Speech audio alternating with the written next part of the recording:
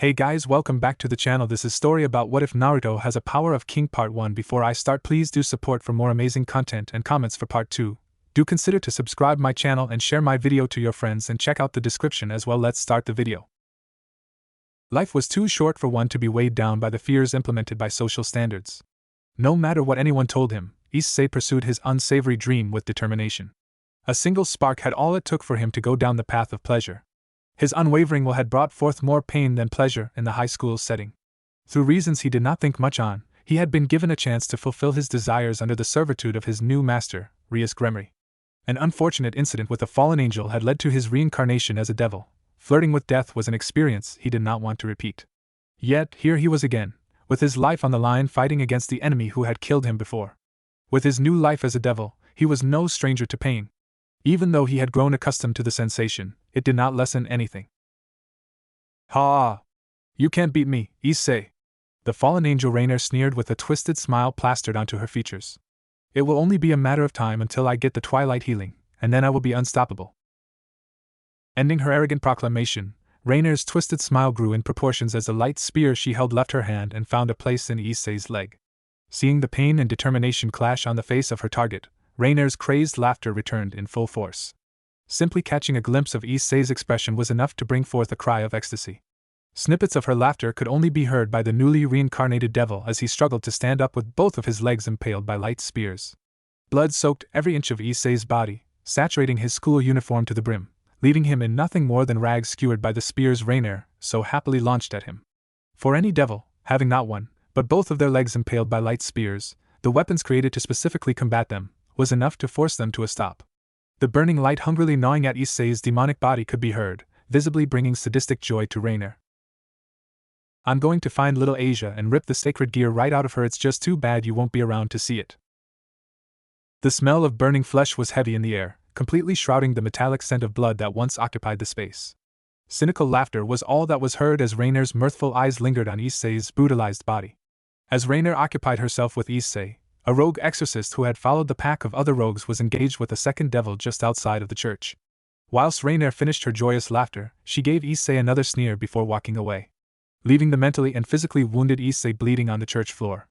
She had a nun to hunt down and a sacred gear to retrieve. Issei would simply die of blood loss. She had wasted enough time on the pitiful devil. In a cloudless night, the moon proudly sat above heavens, casting a faint silver light upon the sleeping earth. Animals and humans alike slept in order to preserve energy for the upcoming day. Though many slept, there were a number of twinkling lights still visible through the thick blanket of darkness. Visible in the darkness was a giant floating fortress with a number of pillars and layers upon layers of plants entangled around the fortress walls, entangling amongst one and another. The fortress could be described as the unification of unsightly disorder and luxurious beauty. Light poured from the numerous floors, illuminating the night sky in a series of dazzling rays. Shining brighter than the swathe of stars above, the fortress held the touches of both elegance and trepidation. It truly was a sight to behold. Intimidating in image yet graceful in design. Roaming the halls with a dignified grace, a woman with depraved beauty adorning a cloak as dark as the night sky shrouded her fragile frame. Eyes twinkling in a mischievous light, Semiramis continued to glide down the halls in graceful steps. Her august movements drew the attention of men and women alike. With gazes of yearning and awe from both sexes, Semiramis merely ignored them in favor of marching towards her destination. Navigating through the labyrinth of hallways, she soon found herself standing at one of the many balconies with company by her side. Standing beside her with a slightly arrogant smile on his features was Naruto Uzumaki. Blonde hair swaying in the gentle breeze, Naruto's bright blue eyes twinkled as he gazed at the blanket of stars. Naruto, I have news, Semiramis declared in a gentle voice. Oh? Naruto murmured as he turned his attention to the beauty beside him. Naruto held his steady gaze as his senses took in the pleasant aroma of fresh herbs the woman emanated. While the fragrance was alluring and seemed to be drawing him in, Naruto knew better than to allow the smell to intoxicate his mind. No matter how appealing the woman was on the outside, her intentions were what truly mattered. Semiramis was the reason Naruto's mind had been set in that way. The woman was an expert in utilizing her beauty to obtain her desires. The fragrance Semiramis emanated was possibly a poison created to cloud the mind of anyone who inhaled it, or an extremely well-made perfume. Naruto was leaning towards the former. It's the girl you wanted me to keep an eye on, Asia Argento, Semiramis said as she leaned on the balcony, avoiding the blonde's gaze. The fallen angel seemed to have had an eye on her for quite some time. A little birdie told me they plan on removing her sacred gear. Naruto mimicked Semiramis's movements and leaned forward, but his features were visibly tense. Fists gripping one another till the blood flow was forcefully stopped, Naruto's cool blue eyes narrowed to some degrees. Though the slight changes in his posture were hardly noticeable, Semiramis had known the blonde far too long to miss the sudden changes. Her curiosity that had sparked when Naruto had asked her to perform the task had flared to life once again. Brushing a stray strand of hair to the side, Semiramis shifted her gaze from the blonde to the dark forest below the floating fortress. Are you going to tell me why you wanted me to keep an eye on the girl? In exchange, will you allow me control of the hanging garden? Exchanging a look, Naruto gave the woman a challenging expression, and she too gave one of her own in return. Neither breaking away from the contest of wills, Naruto had finally relented when a gentle breeze brushed against his exposed skin and returning his attention to the matter at hand. Semiramis followed in kind as the two shifted their attention to the stars once again. Ignoring the feeling of nervousness consuming his mind, Naruto turned to Semiramis once again. The mere idea of Semiramis allowing Naruto control of the floating fortress-like structure was absolutely out of the world. The Hanging Gardens of Babylon was Semiramis's treasure. Allowing members of the little group occupy the interior had taken excessive amounts of negotiation. Allowing someone other than herself control the structure was simply out of the question. Will you help me? Have I not been helping you? You know what I mean. I need your help to send me to Ku. Semiramis did not answer immediately as she eyed Naruto for a minute or so before she sighed. With a flick of her wrist, a black magic circle shimmered into existence. Giving her a nod of appreciation, Naruto placed himself on top of the magic circle. As magic particles began dancing a coruscating waltz, Naruto held his gaze with Semiramis. Just before the magic circle consumed him and transported him away, a final decision had been made. She's important to me. As those final words left Naruto's mouth, the blonde was consumed by the magic circle. Semiramis eyed the spot where Naruto had once occupied. Lips twitched ever so slightly, Semiramis swiftly left the balcony with long, graceful strides. Getting out that much from the prideful Uzumaki was considered a win in her books. Outside of Chow Chow, Semiramis doubted anyone knew anything personal about the blonde.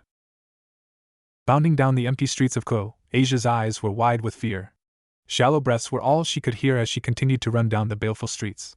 Devoid of any signs of life, Asia's mind still lingered on the events that had transpired in the abandoned church. Moments such as these always reminded her of the curse of weakness that plagued her life. It had always been like this. No matter what horrendous acts someone committed, Asia could not bring herself to fight them. Fighting went against her very nature. Taught by the church, Asia's ideals reflected her pacifistic upbringing among the idealistic priests on a small village. No matter what, she could not bring herself to hurt another being.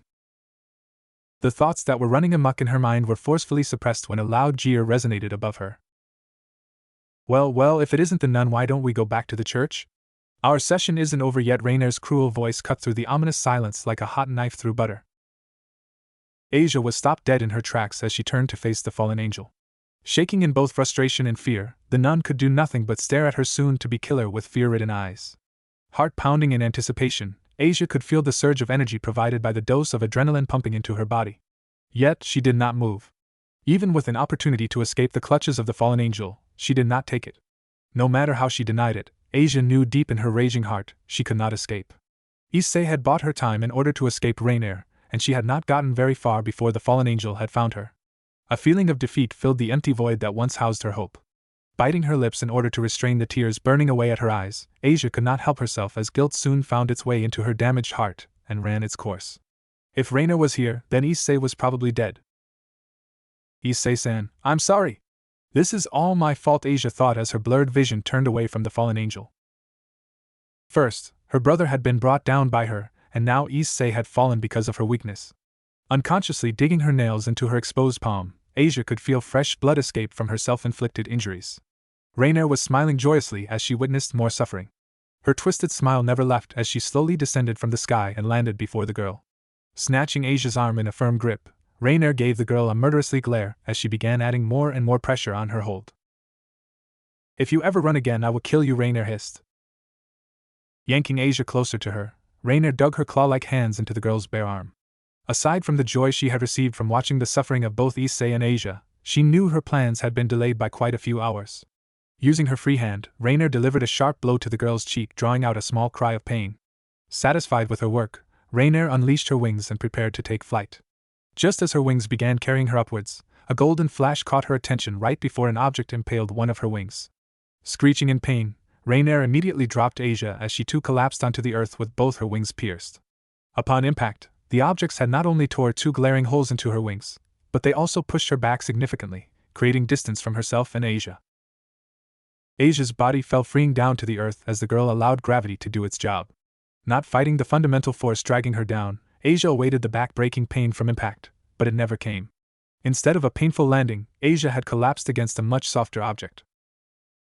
"You've grown so much, Asia." Asia's tired eyes shifted until they finally gazed directly at her savior. Past the patch of unruly blonde hair, a familiar pair of gentle blue eyes returned her gaze. Heart leaping in surprise, Asia could only stare at the blonde. "Big brother?" Asia murmured before unconsciousness consumed the blonde nun, leaving her in the arms of Naruto. Gently shifting Asia's body into a more comfortable position, Naruto's gentle gaze soon hardened as an untamed ferocity entered his eyes. Raising his head to glare at the screeching fallen angel, Naruto's eyes flared in a fiery rage. Rainier ceased her screeches as her shivering body finally recovered from the brutal attack. Forcing herself onto her feet once again, Rainier's sadistic gaze heated. Forming a light spear in one hand, Rainier glared at her mysterious attacker. But compared to the glare she was receiving, her own murderous glare paled in comparison. In normal situations, the fallen angel would have begged for mercy or ran for her life, but this was far from normal. Blinded by her rage and deprivation of power, Rainier could no longer restrain herself. Shrouding her mind in a thicket of murderous intent, Rainier now found someone to unleash it on. "You! Do you know who I am?" Rainier hissed as killing intent leaked from her body like a flood. "I will kill you for that." "Silence, you crow!" Naruto snarled. "Your presence in this world is no longer welcomed. Scatter!"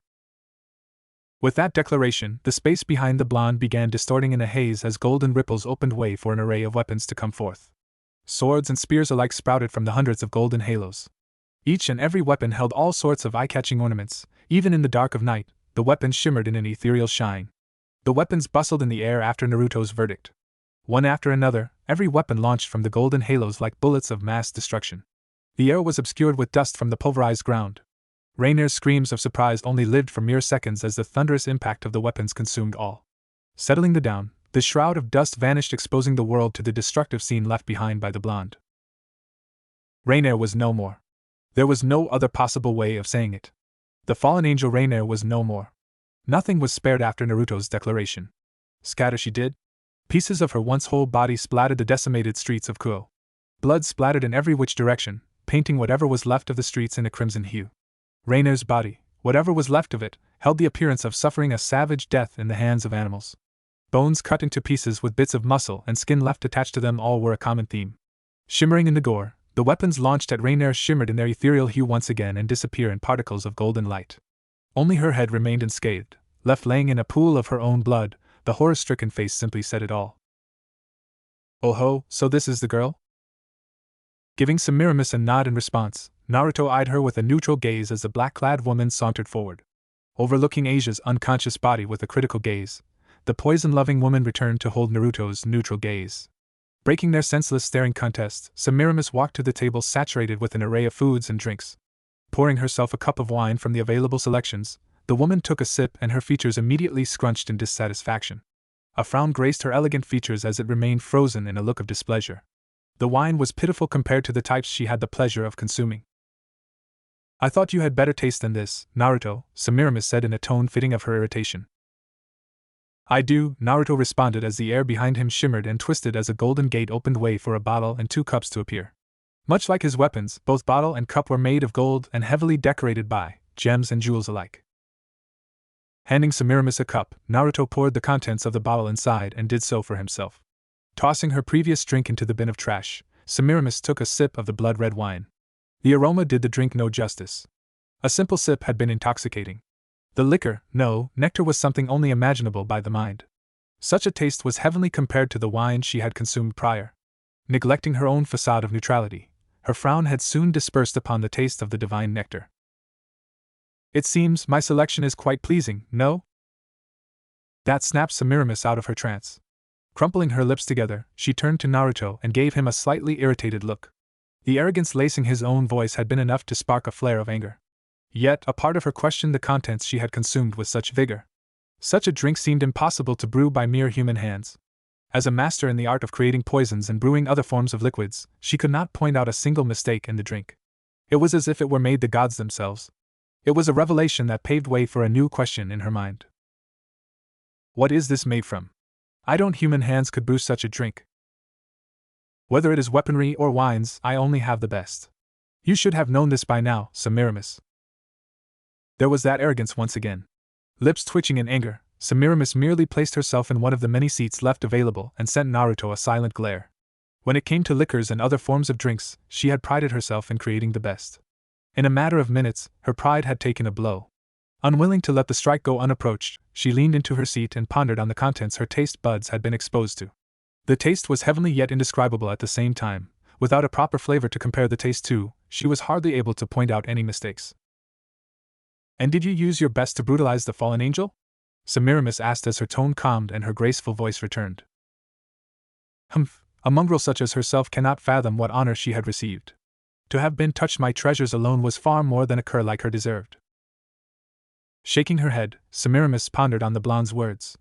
The gate of Babylon was a grand power blessed upon the blonde. From what little knowledge she had on the ability, she could say it was one of the stronger abilities wielded by the members of their little group. The ability to call forth what seemed like an endless array of weaponry. It was no wonder Naruto pitched the weapons like mere stones. Her only experience with the ability had been limited, and thus her knowledge of it was scarce. There was only one person she could deem knowledgeable on it, yet he refused to answer her questions. If the girl is important to you, then why didn't you bring her in long ago? Naruto did not show any outright reaction to the question as he took a gulp of the drink in his hand. A scowl marred his features as his mind wandered. I refuse to involve her in our plans. For her own safety, it is best she did not affiliate herself with me. To complete my ambition, I cannot risk her when I embark on the path of blood. Nodding her head in acceptance, Semiramis quieted down. Neither spoke any more words as they enjoyed the pleasantries offered by the heavenly nectar. A series of knocks rang from the door and a servant entered. Lord Naruto, Lady Semiramis, Lord Chao Chao has asked for your attendance in a meeting, a servant said as he swiftly bowed to them both. Grunting in annoyance, Naruto walked out of the room, outright ignoring the servant. Giving him a graceful smile, Semiramis followed only steps behind the blonde. Inside a well-lit room, 8 seats placed behind a large circular table. With 6 of the 8 occupied already, 2 remained open for use. Flying proudly at the room's end, a banner of red and gold sat. A number of other decorations furnished the room, giving it a lavish outlook. Filling the seats were 6 unique individuals who all had varying expressions on the remaining members' absence. From annoyance to amusement, none of them had the same outlook on the situation. Time ticked away as a cloud of silence descended upon the group. None of them spoke as they all found a form of distraction to bypass the wait. Chao Chao, the leader of the hero faction, sat in silence. His messy black hair cascading down his head, and his brown eyes shimmered in amusement. Though his eyes held amusement, it was masked behind a mask of indifference. As the leader of their faction, Chao Chao lived for order amongst the members. Yet, no matter how many times he preached it, Naruto and Semiramis both cared little for his rules and showed up only when they wished to. Next to him was Jean, a young girl who possessed a wondrous beauty limited only by the innocence brimming from her calm blue eyes. Unlike a few of the members who were descendants of heroes, Jean carried the spirit of her ancestor, Joan of Arc, her ancestor that now resided in her own body, providing her with the skills and abilities wielded by Joan long ago. Beside Jean was Siegfried, the descendant of the legendary hero, Sigurd. Adorned in a set of steel armor drawing attention to his snow-white hair, Siegfried's bemused blue eyes only shined on as time slowly ticked by without a conclusion in sight. George, a bespectacled young man with a patch of sloppy black hair and a pair of bored brown eyes, simply sighed in annoyance. Though his time was occupied by a book he had carried around, it did not stop his annoyance of the situation to grow. He had already disliked Naruto's lack of respect towards Chao Chao, and situations such as these only infuriated him further. The only one who did not really mind the tardiness of his fellow members was Leonardo. Though it was impossible to really tell what emotion Leonardo was really feeling, with an emotionless mask always on his young face, there was really no way of telling. The most vocal of his displeasure was Heracles. The descendant of the Greek hero Heracles, he was an extremely muscular man with choppy black hair and a permanent scowl marring his rough features. Growling at his wasted time, Heracles could only glare at the double doors in distaste. In no longer than a few minutes, the doors opened and Naruto walked in, followed closely behind by Semiramis. Neither of them even cared for the gazes directed at them. As they seated themselves in the remaining chairs, Chao Chao coughed into his hands and drew attention to himself. eyeing all 7 pairs of eyes staring at him. A moment of silence passed by before the meeting began. With no one willing to mouth a word after the arrival of both Naruto and Semiramis, Cao Cao decided to take the initiative. It is time we make ourselves known. Roaming the halls of the Hanging Gardens with no real destination in mind, Naruto wore a look of annoyance as he sent a silent glare at his unwelcomed companion. Walking beside him in long, graceful strides was Semiramis. The graceful woman was either oblivious to his annoyance, or she simply chose to ignore it. Naruto was leaning towards the latter. This was not the first time she had been keen on accompanying him, either welcomed or not. Drawing attention from other occupants of the fortress, the wave of silent murmurs only multiplying his annoyance.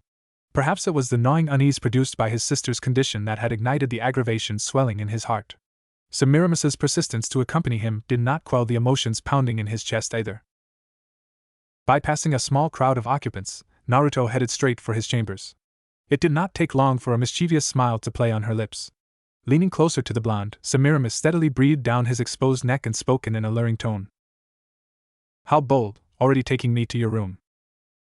Ignoring her words, Naruto continued to walk past her without a single hint of acknowledgement toward her words.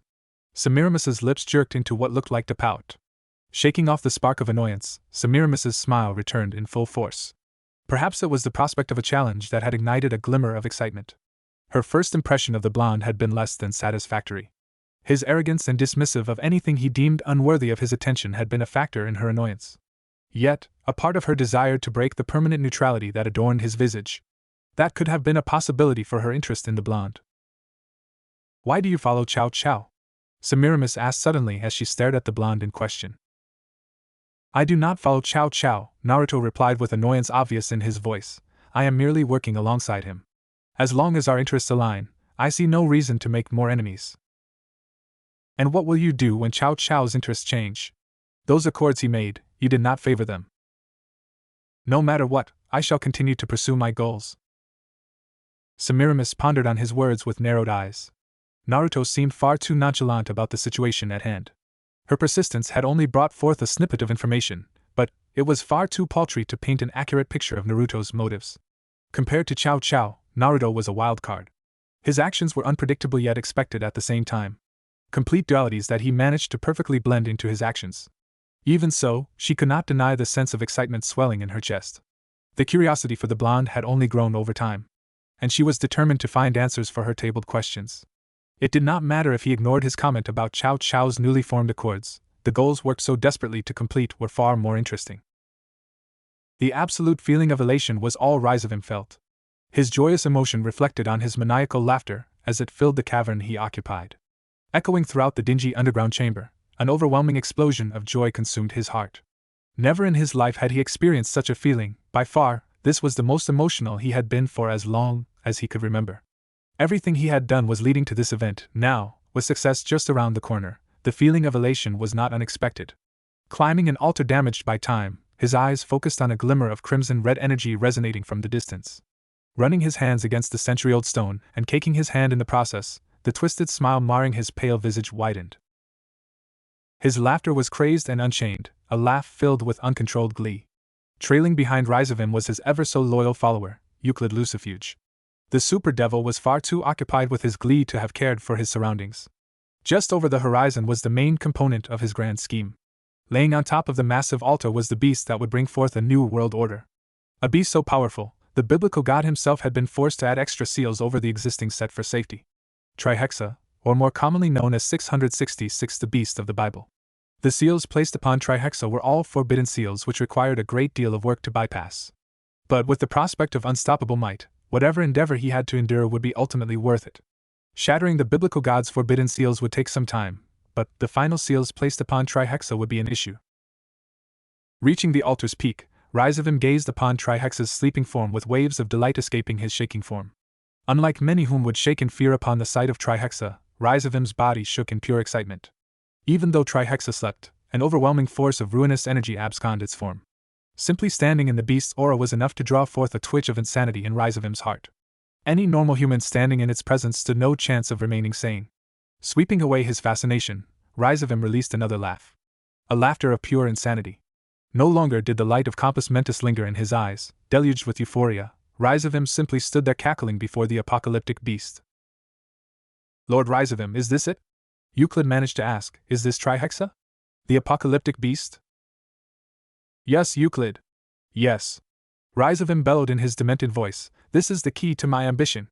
This glorious creature you see before you will clash with Great Red himself. Once we awaken it from its slumber, the world will be mine. Euclid merely stood there with his mind racing. Though his unwavering loyalty kept him by Rhizavim's side, a part of him questioned his lord. A beast as powerful as Trihexa seemed out of Rhizavim's reach. A beast greater than Great Red himself slept before him, the same beast that his lord wished to control. The appearance of Trihexa had been enough to beat the breath right out of his chest. The dull black fur that shrouded its primate body shone in a musky light as the 7 separate heads of 7 different monstrosities with a crown of horns adorning the top slept soundly. Standing before it felt like he stood before the reincarnation of destruction itself. No, he was standing before the reincarnation of destruction. A feeling of the homicidal aura that eluded its slumbering form was enough evidence of the claim. My lord, what of the other seals? Euclid asked as he finally regained control of his senses, overcoming the mixture of awe and fear that had forcefully taken hold of his mind. Ah, yes. The seals placed upon Trihexa by the damned Uzumakis, Rhizavim mused. If knowledge proves to be correct, there is one Uzumaki remaining. In order to destroy the annoying seal, a sacrifice is needed. For only the blood of an Uzumaki will awaken Trihexa from his century-long slumber. Will it be enough, my lord? Thousands of the clan had sacrificed their lives in order to create the blood seal. Will one be enough? If one is not enough, then I shall use the Holy Grail to bring back the ones that have died. No matter what, the Uzumakis are the key to our plan. The last Uzumaki shall be the one to awaken Trihexa. After his chaotic declaration, Rhizavim released another insane chortle. The prospect of showering the Uzumaki-built altar with their own blood was enough to bring forth laughter. The immense swirl that Trihexa had slept on would soon be painted in the blood of the Uzumakis. Anticipating the destruction Trihexa would bring forth when awoken was better than any drug. Thinking about it resulted in the shivers of excitement bubbling in his heart. My apologies, Lord Chow Chow, but no one without Lord Naruto's consent may enter this room. Standing outside a room in the medical ward, Chow Chow frowned at the handsome man garbed in green robes who stood between himself and the door. A twinge of annoyance and anger ignited in his heart as the frown that marred his face only deepened. Seeing no signs of hesitance from the green-clad man before him, Chow Chow's impatience was beginning to show. The repetitive phrase uttered by the man only adding more pressure into his already growing frustration. Diarmuid, stand down. I am the leader of the hero faction, not Naruto. I hold authority over the faction, not him. I will not ask you again, get out of the way. Chow Chow muttered with a savage wave of annoyance dripping into his tone. I cannot do that. My lord's orders comes before all others. The newly named Diarmuid responded. Ignoring the growing frown that impaired the Longinus wielder's countenance, Diarmuid's determination only grew after the comment made by Chow Chow. The lord ordered that no one enter the room without his consent. Even you, Lord Chow Chow. Diarmuid's loyal declaration had only managed to fuel Chow Chow's frustration. Not only did one of his subordinates dismiss his orders and favor another member's, he seemed to be finding these actions more common. After Naruto's declaration of distaste over his decision involving the hero faction, more and more members that had loyalty towards Naruto became harder to control. Diarmuid was one of the most prominent members loyal to Naruto. If any conflict were to break out between himself and Naruto, Diarmuid was in obvious danger with his skill set and the unwavering loyalty that drove him forward. Chow Chow, what a pleasant surprise. Walking through the halls with a neutral expression and a tone that did not betray his visage, Naruto approached both of them, followed closely by Semiramis. Chow Chow shook off his frustrated frown and replaced it with a smile, or what disfigured smile he managed to form with the negative emotions plaguing his heart. The issue that had been in the air had been tormenting the faction needed to be resolved. A conversation with Naruto would shine some light on the issue, or perhaps add more fuel to the raging flames. Naruto. Chow Chow acknowledged with a nod. Facing the blonde, Chow Chow had eliminated his disfigured smile and an obvious frown took its place. Semiramis. Chow Chow. Semiramis greeted with her usual smile. Giving Semiramis a nod, Naruto returned his attention to Chow Chow. Semiramis, on the other hand, walked past them both and made her way towards Diarmuid. Acknowledging her with a nod, Diarmuid kept his gaze on Chow Chow. If need be, the ever-so-loyal man readied himself for an intervention. It was no secret that both men had clashing ideals when it came to situations involving the hero faction. A fight was keen to happen if words did not solve the issue at hand. Knowing Naruto and his lack of concern of issues that did not pique his interest, both Diarmuid and Semiramis expected a fight if Chow Chow sparked Naruto's anger. The need for privacy had directed both Naruto and Cao Cao into the less populated areas of the floating garden. With no exchange of words as of yet, Cao Cao was attempting to find a solution in order to appease Naruto and quell his distaste. The situation was dire. If Naruto decided to abandon the faction and leave, a good number of the members would follow him. Though a number of them Cao Cao would care if they stayed or not, a small group of Naruto's followers were indeed important to the fighting strength of the hero faction. Semiramis and Diarmuid were both candidates in that area. If they lost Diarmuid, Siegfried would be tempted to leave. Losing someone he deemed as his rival would be a driving force in that decision. Now, if Semiramis had decided to support Naruto and leave, it would leave the hero faction in a vulnerable state. Losing Semiramis meant losing their base of operations and spy network. Cao Cao could not afford to lose either one. Naruto, I understand you are not pleased with the direction the hero faction is going in, Cao Cao began, slowly testing the waters with caution hidden behind a sigh. But if this continues any longer, then the hero faction will fall. The members loyal to you are unwilling to listen to.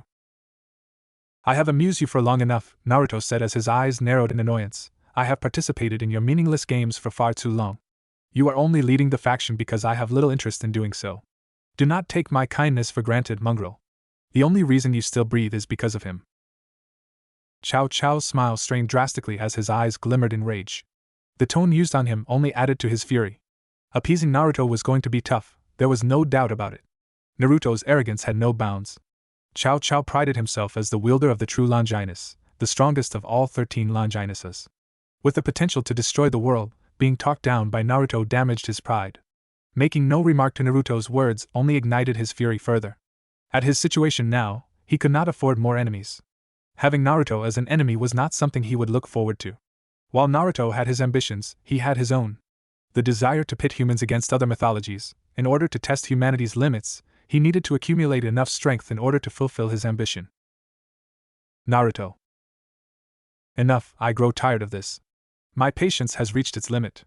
If you test my patience once more, the wishes of my dear friend shall no longer be heeded. I advise you to not. I have little time to spare on you. Completing his sentence, Naruto walked away without a look at the hero faction's leader, leaving behind an enraged Longinus wielder to his thoughts. As he left, Cao Cao slammed his fist against the stone walls in indignation. Eyes boiling in restrained rage, Cao Cao allowed the emotion to escape through the punches dealt on the wall. It was only a matter of time now. When preparations for his plan were made, dealing with Naruto would come soon enough. For now, he would play by the Uzumaki's rules. Then he would draw blood. Azazel stood over the destroyed streets of Ko with an analytical gaze piercing the shroud of magical energy surrounding the streets. The ruling devils had erected an illusion over the street in order to draw mortals away, buying time in to fix the streets before opening it to the mortals once again. Even so, his visit to Ko had been purely for research, and he had not been disappointed. Leaving Grigori in the hands of his subordinates and brothers, his search for a Longinus had ended in success somewhat. It was just too bad Issei Hayata had been turned into a devil. If he had not, opportunities to study the Longinus would be much more common. But the trip had not been a total loss. Besides the backlash created by some of his subordinates' actions, Azazel had discovered a much more interesting figure to study. Occupying the spot where Rainier had been brutalized by what could only be described as a pack of savage animals, Azazel could not deny his interests in the death. Aside from pulverized rubble and gaping hollows, remnants of blood still lingered in uncleaned areas of the destroyed streets, and the metallic smell of fresh blood still dawdled in the air. Reminiscence of magic was eroding from the attack on Rainier, only fragments of magic still lingered. Scattered in every direction, magic particles drifted off into the sky before vanishing completely. Whoever had obliterated Rainier had bombarded her magical attacks that had an unnatural amount of magic in whatever was sent her way. The more his mind wandered on this situation, the more his interest grew. You asked for me, Lord Azazel? Azazel turned to the source of the voice and nodded his head in response. Standing inside the shadows, a handsome young man with a large, midnight black dog seated by his side. Tobio Accuse and his independent sacred gear named Jean. Tobio Accuse was one of Grigori's strongest fighters with immense combat capabilities, being one of the few humans capable of going head-to-head with powerful beings others could not. His sacred gear was one of the 13 Longinus Canis Lycaon. A sacred gear that had a mind of its own that allowed the user to utilize shadows for offense, as well as utilize blades. Tobio, I have a little job for you. You heard what happened to Rainier? Azazel began as he received a nod before continuing. I want you to find out who did it. Take /dog team with you. Whoever did this, I want to know about. Very well, Lord Azazel. Tobio replied as he left with Jean following loyally from behind. Returning his attention to the destruction left behind by Rainer's killer, a twinkle of interest filled his eyes. Whoever did this could be a possible threat in the future. Sunlight danced across the skyline as the sun slowly climbed higher and higher. Birds sang their unorchestrated melodies, gracing the earth with a symphony of chirps. A gentle breeze swept through the sea of trees, brushing against branches and sending leaves into a sedate waltz. Burning past the lingering aspects of night, morning bloomed into existence. Awakening from their slumber, humans and animals alike began performing their morning rituals, keen on starting the day right. Though the day had just begun, Naruto was wide awake, going through the motions of a normal day. Basking in the sun's warm embrace, the blonde panted lightly as he stood in a field choked with weapons. Swords, spears, pikes, axes, halberds, you name it, he had it. An arrangement of weapons surrounded him in a circular formation. Impaling the sword he wielded, Naruto exchanged it in favor of a spear. Effectuating a dance with the spear in hand, a second exchange came. Sheathing the spear into the earth once again, the blonde returned his attention towards other weapons he had yet to practice with. Owning an almost unlimited arsenal of weapons under his command, mastering every weapon was simply beyond him. A single weapon residing in his treasury had taken a single hero an entire lifetime to master. Sure, a number of heroes had managed to master more than a single weapon, but an arsenal of every treasure bestowed upon humanity, impossible.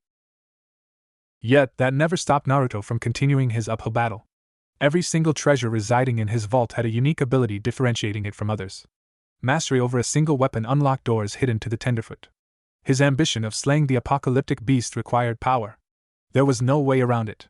Trihexa was the beast of the Bible, a monster so great that the biblical god risked his life in order to prevent whatever seals left binding it from eroding. With power that was said to outmatch Great Red, the dragon of dragons, it was beyond foolish to challenge Trihexa. Challenging it only brought forth a one-way ticket straight towards purgatory, or however long one spent inside the underworld. If Trihexa was unleashed, a team-up between Great Red and Ophis the Ouroboros dragon could only defeat him.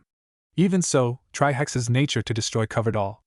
No matter if one was an angel or a devil, upon its awakening, all whom dwelled upon the world would die, scattered into the vast emptiness that Trihexa would forge. Big Brother. Naruto's thoughts faded towards the back of his mind. Turning his head towards the source of the call, Naruto stopped his movements and hushed his panting. Regaining breath and eliminating the need to refill his supply of oxygen, Naruto calmed his nerves. Running towards him with a basket in hand was Asia.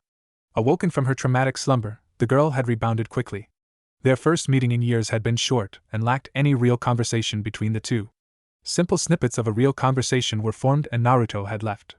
His actions regarding his hasty retreat branched from the mixture of anger and small hints of fear that took hold of his heart. An unlikely fear of losing Asia was enough to drive him away. Asia. Naruto acknowledged as he dismissed his weaponry with a flick of the wrist. Big Brother, I brought you breakfast. Miss Semiramis said you would be here. Asia replied with a smile exploding from her gentle features. Placing the basket containing food, Asia shuffled awkwardly before him. Naruto, on the other hand, studied her form and shifted his attention onto the food delivered by his sister. Digging her nails into the unprotected portions of her tender flesh, Asia nervously stood there looking over her brother. A train of thoughts rushed through her mind as hundreds of scenarios played without an end. Emotions ran thick in her scenarios, all of them pushing her mind towards possibilities as to why Naruto had left her. With no end to her nervous thoughts, Naruto had decided to do something he had been deprived of for so long. He smiled. Thank you? From despair to elation in a matter of seconds, Asia's anxious smile brightened dramatically. A wave of euphoria washed over her form, cleansing her mind of negative thoughts that had taken hold. Clear of her doubt, Asia could only nod in response to Naruto's short words and smile. Growing up beside Naruto had always been strange, to say the least. A brother that held abilities that far outshone many grown men, Naruto was always training his body and mind. Events prior to the travels alongside her brother were blurry and out of place. From what she was able to gather, an incident had forced Naruto away from their parents, with only her as company. There was just too much she did not understand to fully form an opinion of the events thus far. Big Brother, Asia stopped herself from completing her sentence as her lips crumpled together. Big Brother, I missed you. The heartfelt words had caught Naruto's attention. What decisions he had made were not perfect, far from it. Leaving Asia behind in the care of the church was a mistake altogether. But his path in life was beyond dangerous. Taking her along in order to fulfill the ambition passed down from each generation in the Uzumaki clan had its own set of faults. Following him would only lead to more pain and suffering. The church had been much more promising. Armed with a gentle heart, Naruto had not expected Asia to have been abandoned. Twisted anger was all he felt. The church was clearing wrong on their decision and radical beliefs, and Asia was a mere victim of the status quo. "I missed you too, Asia," Naruto replied as the smile he wore flattened to some degree. "And I am sorry." His sister suffered because of his decisions, an apology was the least she deserved.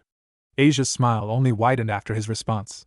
Eyes blurry with tears of joy, Asia had wrapped her arms around Naruto and laid her face upon his chest. Naruto did nothing to stop her. He merely stood there, holding his crying sister. The questions that lingered in Asia's mind quelled. For all she cared, her brother was back. That was what mattered. The church had never seen it coming. A good number of churches under their command all suffered a fate condemned by their lord. Following a common pattern, none of the churches that had been attacked were left standing. All of them had been burned and the ashes that formed were scattered in the wind. Accounts of such attacks spread far and wide, all of them following a similar pattern as witnesses declaimed what they had seen or heard. Terrified screams, followed by the blood-choked cries and then, silence. As fires were set upon the churches, death lingered in the eerie silence. "Lord Dulio, you must not act so carefree. Our churches have been attacked by an unknown enemy. This no time to act so." Dulio Gesualdo, the strongest exorcist to ever grace the ranks of the angel faction, never cared for situations such as these. Lax in nature and compassionate as a fault, Dulio already knew the reason for the attacks.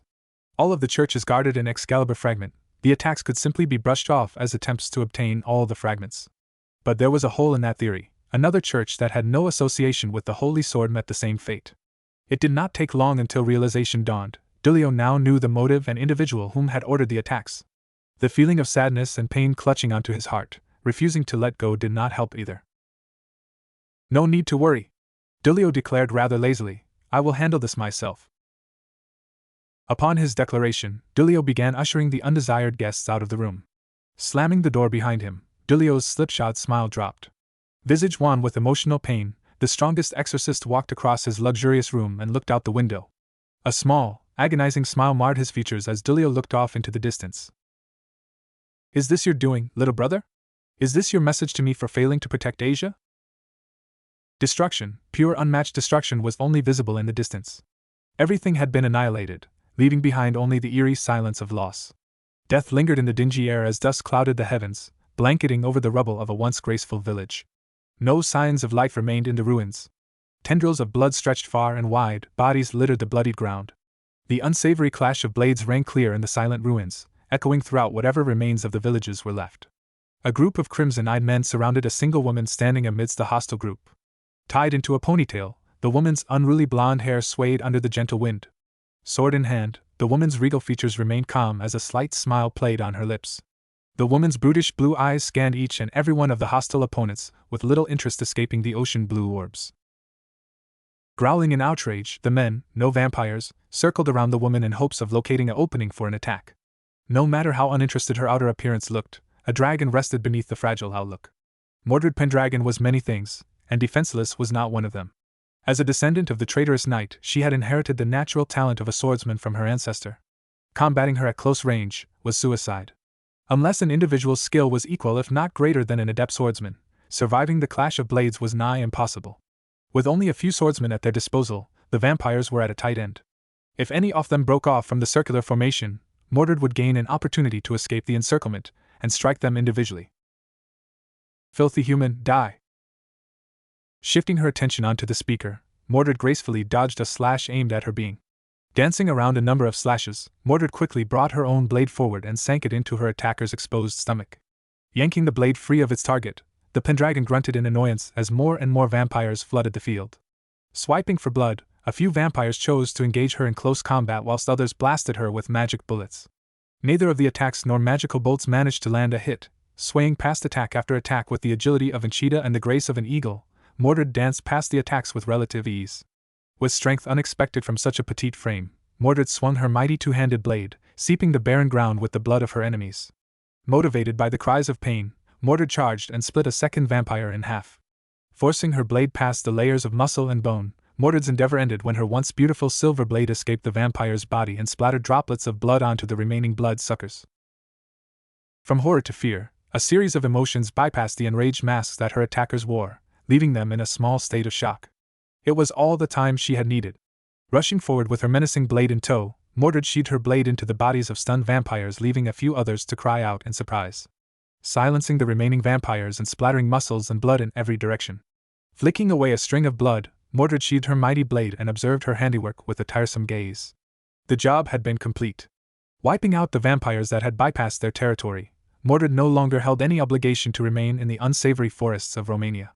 Littering the earth with vampire remains was not exactly her ideal mission, but it was better than staying inside that godforsaken fortress dealing with Semiramis. Well, I can't have you slaughtering the members of my faction now, can I?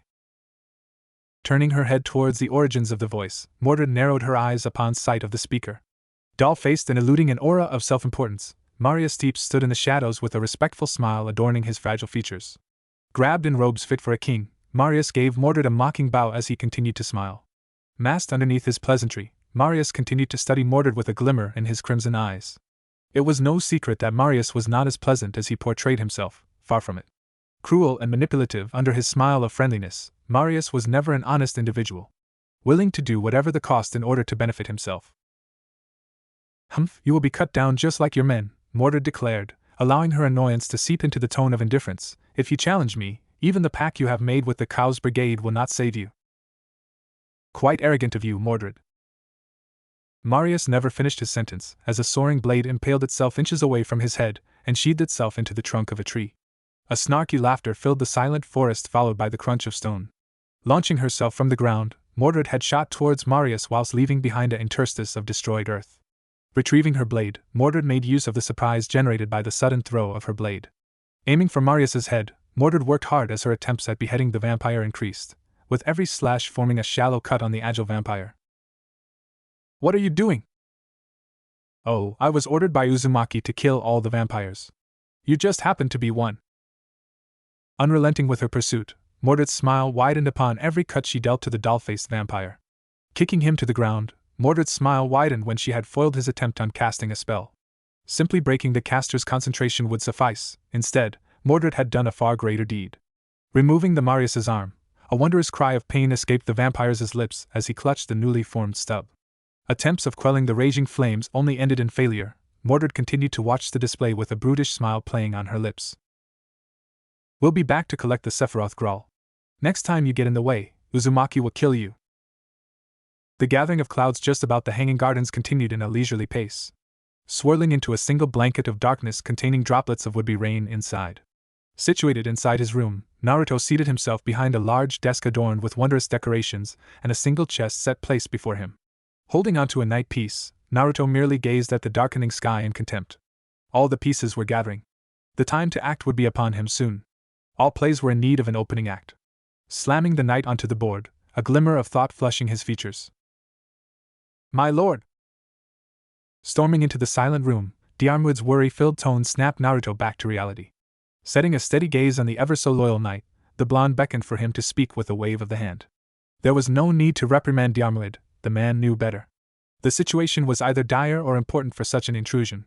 Depending on the revelation, forgiveness would vary. Knowing Diarmuid, there would be no need for a punishment. Lady Semiramis and Lady Asia have left the Hanging Gardens, Diarmuid announced whilst performing a bow of his head. To where? Naruto demanded with a slight frown forming onto his calm visage. Ko, my lord. Lady Asia mentioned the need of thanking a friend for helping her. I believe the two are headed there in order to do so. The frown continued to increase as Naruto thought on the words. Semiramis was a wild card, that was for sure. Most of the time unwilling to any of the orders placed upon her, granting Asia's request to visit Ko was an abnormality. He needed to know the reason behind her actions. We are heading to Ko. Walking through the streets of Ko, Semiramis graced passing humans with a charming smile while both her and Asia headed towards Ko Academy. Turning a number of heads, the almost flirtatious smile did little help the men from staring. Appealing in all areas, Semiramis continued to smile with no signs of stopping as she allowed Asia to guide her along. It did not take long until they stood at the gates of Ko Academy. Already have sensed the number of demonic signatures surrounding the school. Devils ran this school. How ironic a nun would come upon it. Issei-san, Asia called out in a mixture of joy and relief. Upon hearing the nun's call, a plain-looking male eluding a minuscule amount of demonic might bounded forward with a cry of his own. Happiness marring his features, Semiramis found the smile albeit disturbing. Ignoring the feelings dancing across her chest, the woman watched on as Asia and the newly named Issei hugged. A spark of interest filled her eyes upon sight of the affectionate gesture. Her interest did not align with the relationship between the devil and Asia, it branched from Naruto and Asia's relationship. The thought of Naruto's reaction was priceless. The woman almost felt bad for the devil. It was no secret Naruto took great care of anything that belonged to him, and a sister whom he clearly showed love for spending time with the devil. How amusing! Issei. Get away from them now. Issei and Asia both were snapped away from the hug as a commanding voice pierced the serene silence. Quickly backing away, Issei turned to the origins of the voice and blinked in surprise. Standing a distance from him with her peerage was Rias Gremory. Crimson locks swaying under the slight breeze, the Gremory heiress stood firm and approached the three with narrowed eyes guiding the way. Semiramis merely smiled one of boredom, signifying the lack of interest involving the Gremory. Issei was simply standing there with confusion spreading across his simple features. Looking from the two attractive girls to Rias, the perverted pawn knew little of the true dangers of interacting with Asia Argento. Why are you here, in Gremory territory, witch? Rias growled with her eyes narrowing dangerously.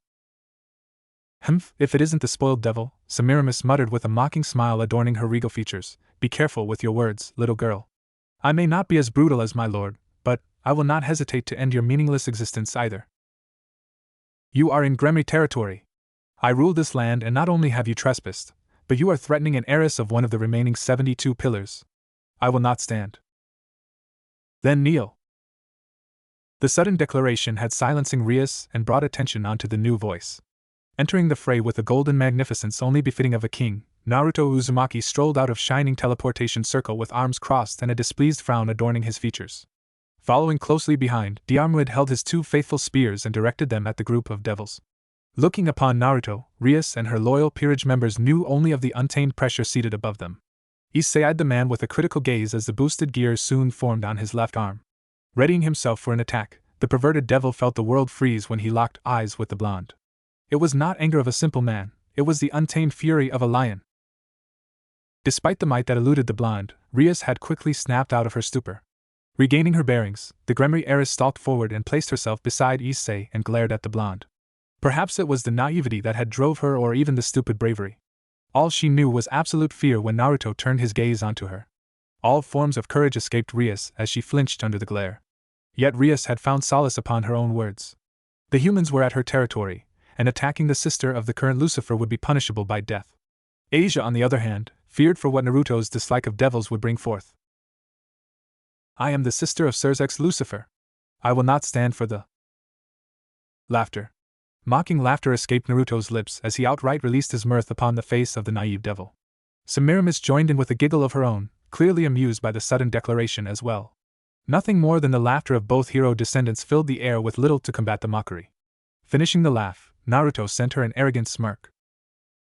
Well then, mongrel. Your pit. Bastard. Issei bellowed as he charged forward with the boosted gear glowing with magical might. Before he could even reach Naruto, Diarmuid sprang into action. Bring his cursed spears forward, the man retaliated with a slash of his spears. Successfully slicing the boosted gear along with his shorter spear, Diarmuid kicked Issei back. Sending the pervert back, Diarmuid readied his demonic spear once again with a frown marring his features. I, Diarmuid Uedugni, shall never forgive anyone whom attempts to attack my lord. You, devil, prepare yourself. Mine honor will not allow such disrespect towards Lord Naruto. The first issue Issei noticed was not the stinging pain of his newly acquired wound, but the lack of power multiplication from his sacred gear. It had been more than 10 seconds already, and his Longinus had not double his power. You have noticed. My demonic spear, Gi-Dirge, the crimson rose of exorcism, severs the connection between magical enhancements and its source. Your boosted gear allows you to multiply your strength twice its amount. But with Gi-Dirge's curse, the boosted gear's ability is rendered useless. A horrified expression disfigured Issei and Rias's visages as the two looked at Diarmuid. Such a powerful ability from the spear had neutralized the Longinus in a single strike. The sheer potential with the spear was enough to draw on the greed all devils held from within. Severing the connection between Issei and the Red Dragon Emperor was an admirable feat. It only paved way for more questions to surround the demonic spear. Rias was quick to react, shrouding herself in an aura of demonic red magic, directing a blast towards Diarmuid. Slashing the bolt away, Rias looked upon the spear in shock. Her power of destruction had never failed in vaporizing weapons before. Then a thought of realization struck her. Perhaps it was the curse placed upon the spear that had allowed it to neutralize magical connections. "Let's leave our servants to fight, shall we, devil?" Naruto mused whilst calling forth the gate of Babylon, showering the space behind him with a sea of weaponry. "If you wish to fight so much, then I shall grace you with my presence." Bounding forward, Asia shook off the moments of fear and approached her beloved brother with confidence exploding upon her visage.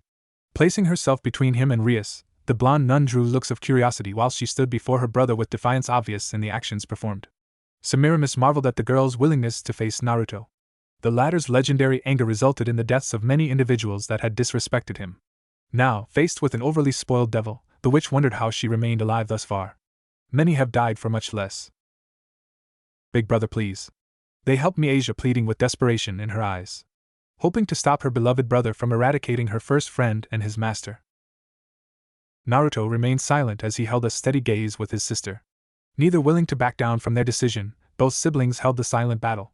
Relaxing his shoulders, Naruto snapped his fingers and the golden majesty of halos illuminating the space behind him vanished, leaving no signs of their presence. Eyeing his sister for a minute longer, Naruto beckoned for her to follow as he began to leave the school grounds. "Remember this, devil? Asia's benevolence has saved your pitiful lives for this much longer. Next time we cross paths, expect your numbers to be reduced. My tolerance only extends thus far. Pray we do not meet." Completing his words, a flight of doves shrouded the four hero descendants in their welcomed shadows. Vanishing, the four that had once been in the center of the birds too followed the example of the birds, leaving behind only a group of dazed devils. Yet they had not gone through this situation unscathed. Issei had lost the connection between himself and the Red Dragon Emperor. For how long the effects of the curse lasted none of them knew. All that was on Rias's mind was the upcoming raiding game that was to decide her future. Inside the Hanging Gardens, Naruto had returned to his room without a single word to Asia. Residing in the darkened room without much light illuminating it from the incoming darkness, Naruto's piercing blue eyes bored directly into the welcomed shadows. The door leading into his room were forcefully opened as light flicked into existence, slaying the shadows and bringing forth light to quell the arising darkness. Semiramis shuffled to Naruto's side without a care for the glare sent her way. Ignoring the deathly glares had become almost of a habit. Spending so much time with the blonde, the glares of annoyance never really meant much compared to the outrage he had shown at times deemed necessary. "Are you not going to offer a lady a seat?" Semiramis asked with the ever-so-graceful smile gently stretching her lips. "I care little if you sit or stand," Naruto mused as he stared at the chess set. "Tell me, have you any news of the fragments I have been asking for?"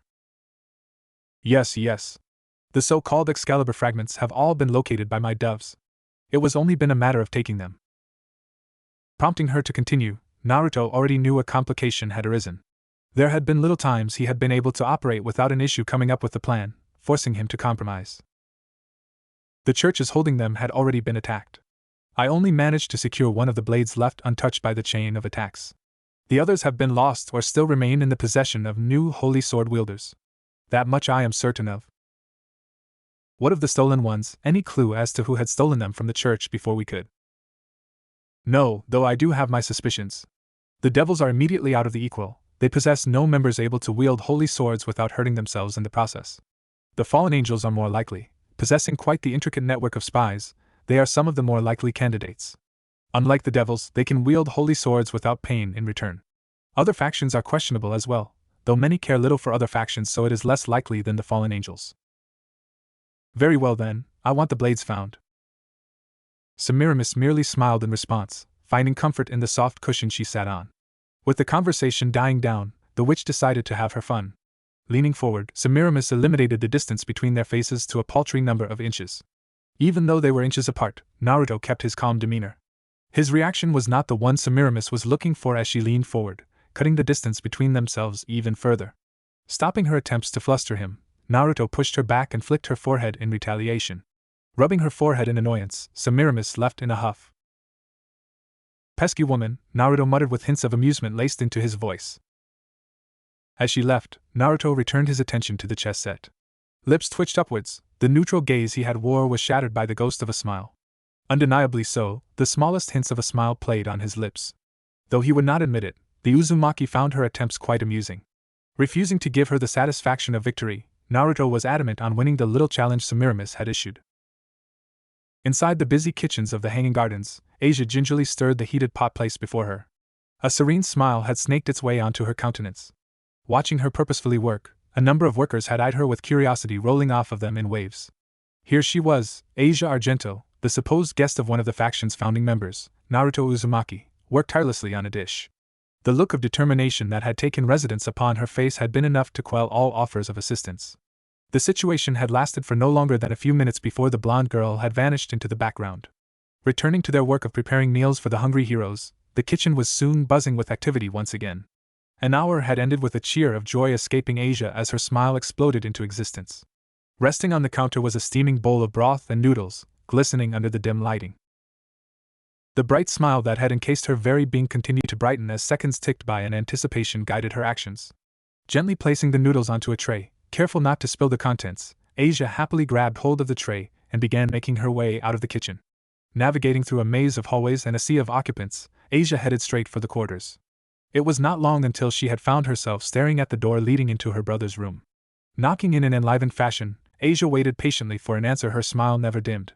Minutes passed without an answer from the other side. Making up her mind, Asia tested the door and found it unlocked. Venturing inside with the meal in hand, the young nun found herself inside a well-kept room adorned with a number of decorations. Taking in everything, Asia placed the cooked ramen on the desk and looked around once again. Big brother must be out training again, Asia thought. As her eyes scanned the room, a slightly open desk drawer caught her attention. Uncertainty washed over her as a small debate between her curiosity and manners ignited. Finally, in what seemed like hour-long minutes, Asia had decided to take a look inside to satisfy the growing curiosity. Quickly positioning herself on the desk's other side, the blonde nun pulled the slightly open drawer, allowing herself to gaze at the contents stored inside.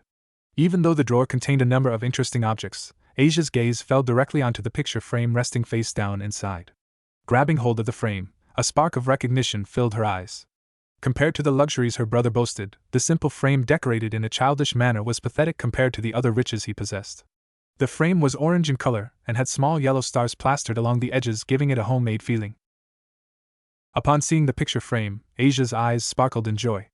During their time spent in the church as orphans, the two siblings only had one another. Celebrating holidays and birthdays had brought forth a lackluster of handmade gifts incomparable to the possessions professionally made. The picture frame was one of the many prosaic gifts Asia had given to her dear brother. Seeing how the gift remained relatively the same since she had given it to him, her smile grew in size. Asia knew her brother loved her, there was little doubt. But after his disappearance, a small hinge of uncertainty had spiked in her heart. That uncertainty still remained. Compared to their worry-less childhood, Naruto had been far more distant as of late. Doubts revolving around her brother's feeling towards herself had all been vanquished upon sight of the frame.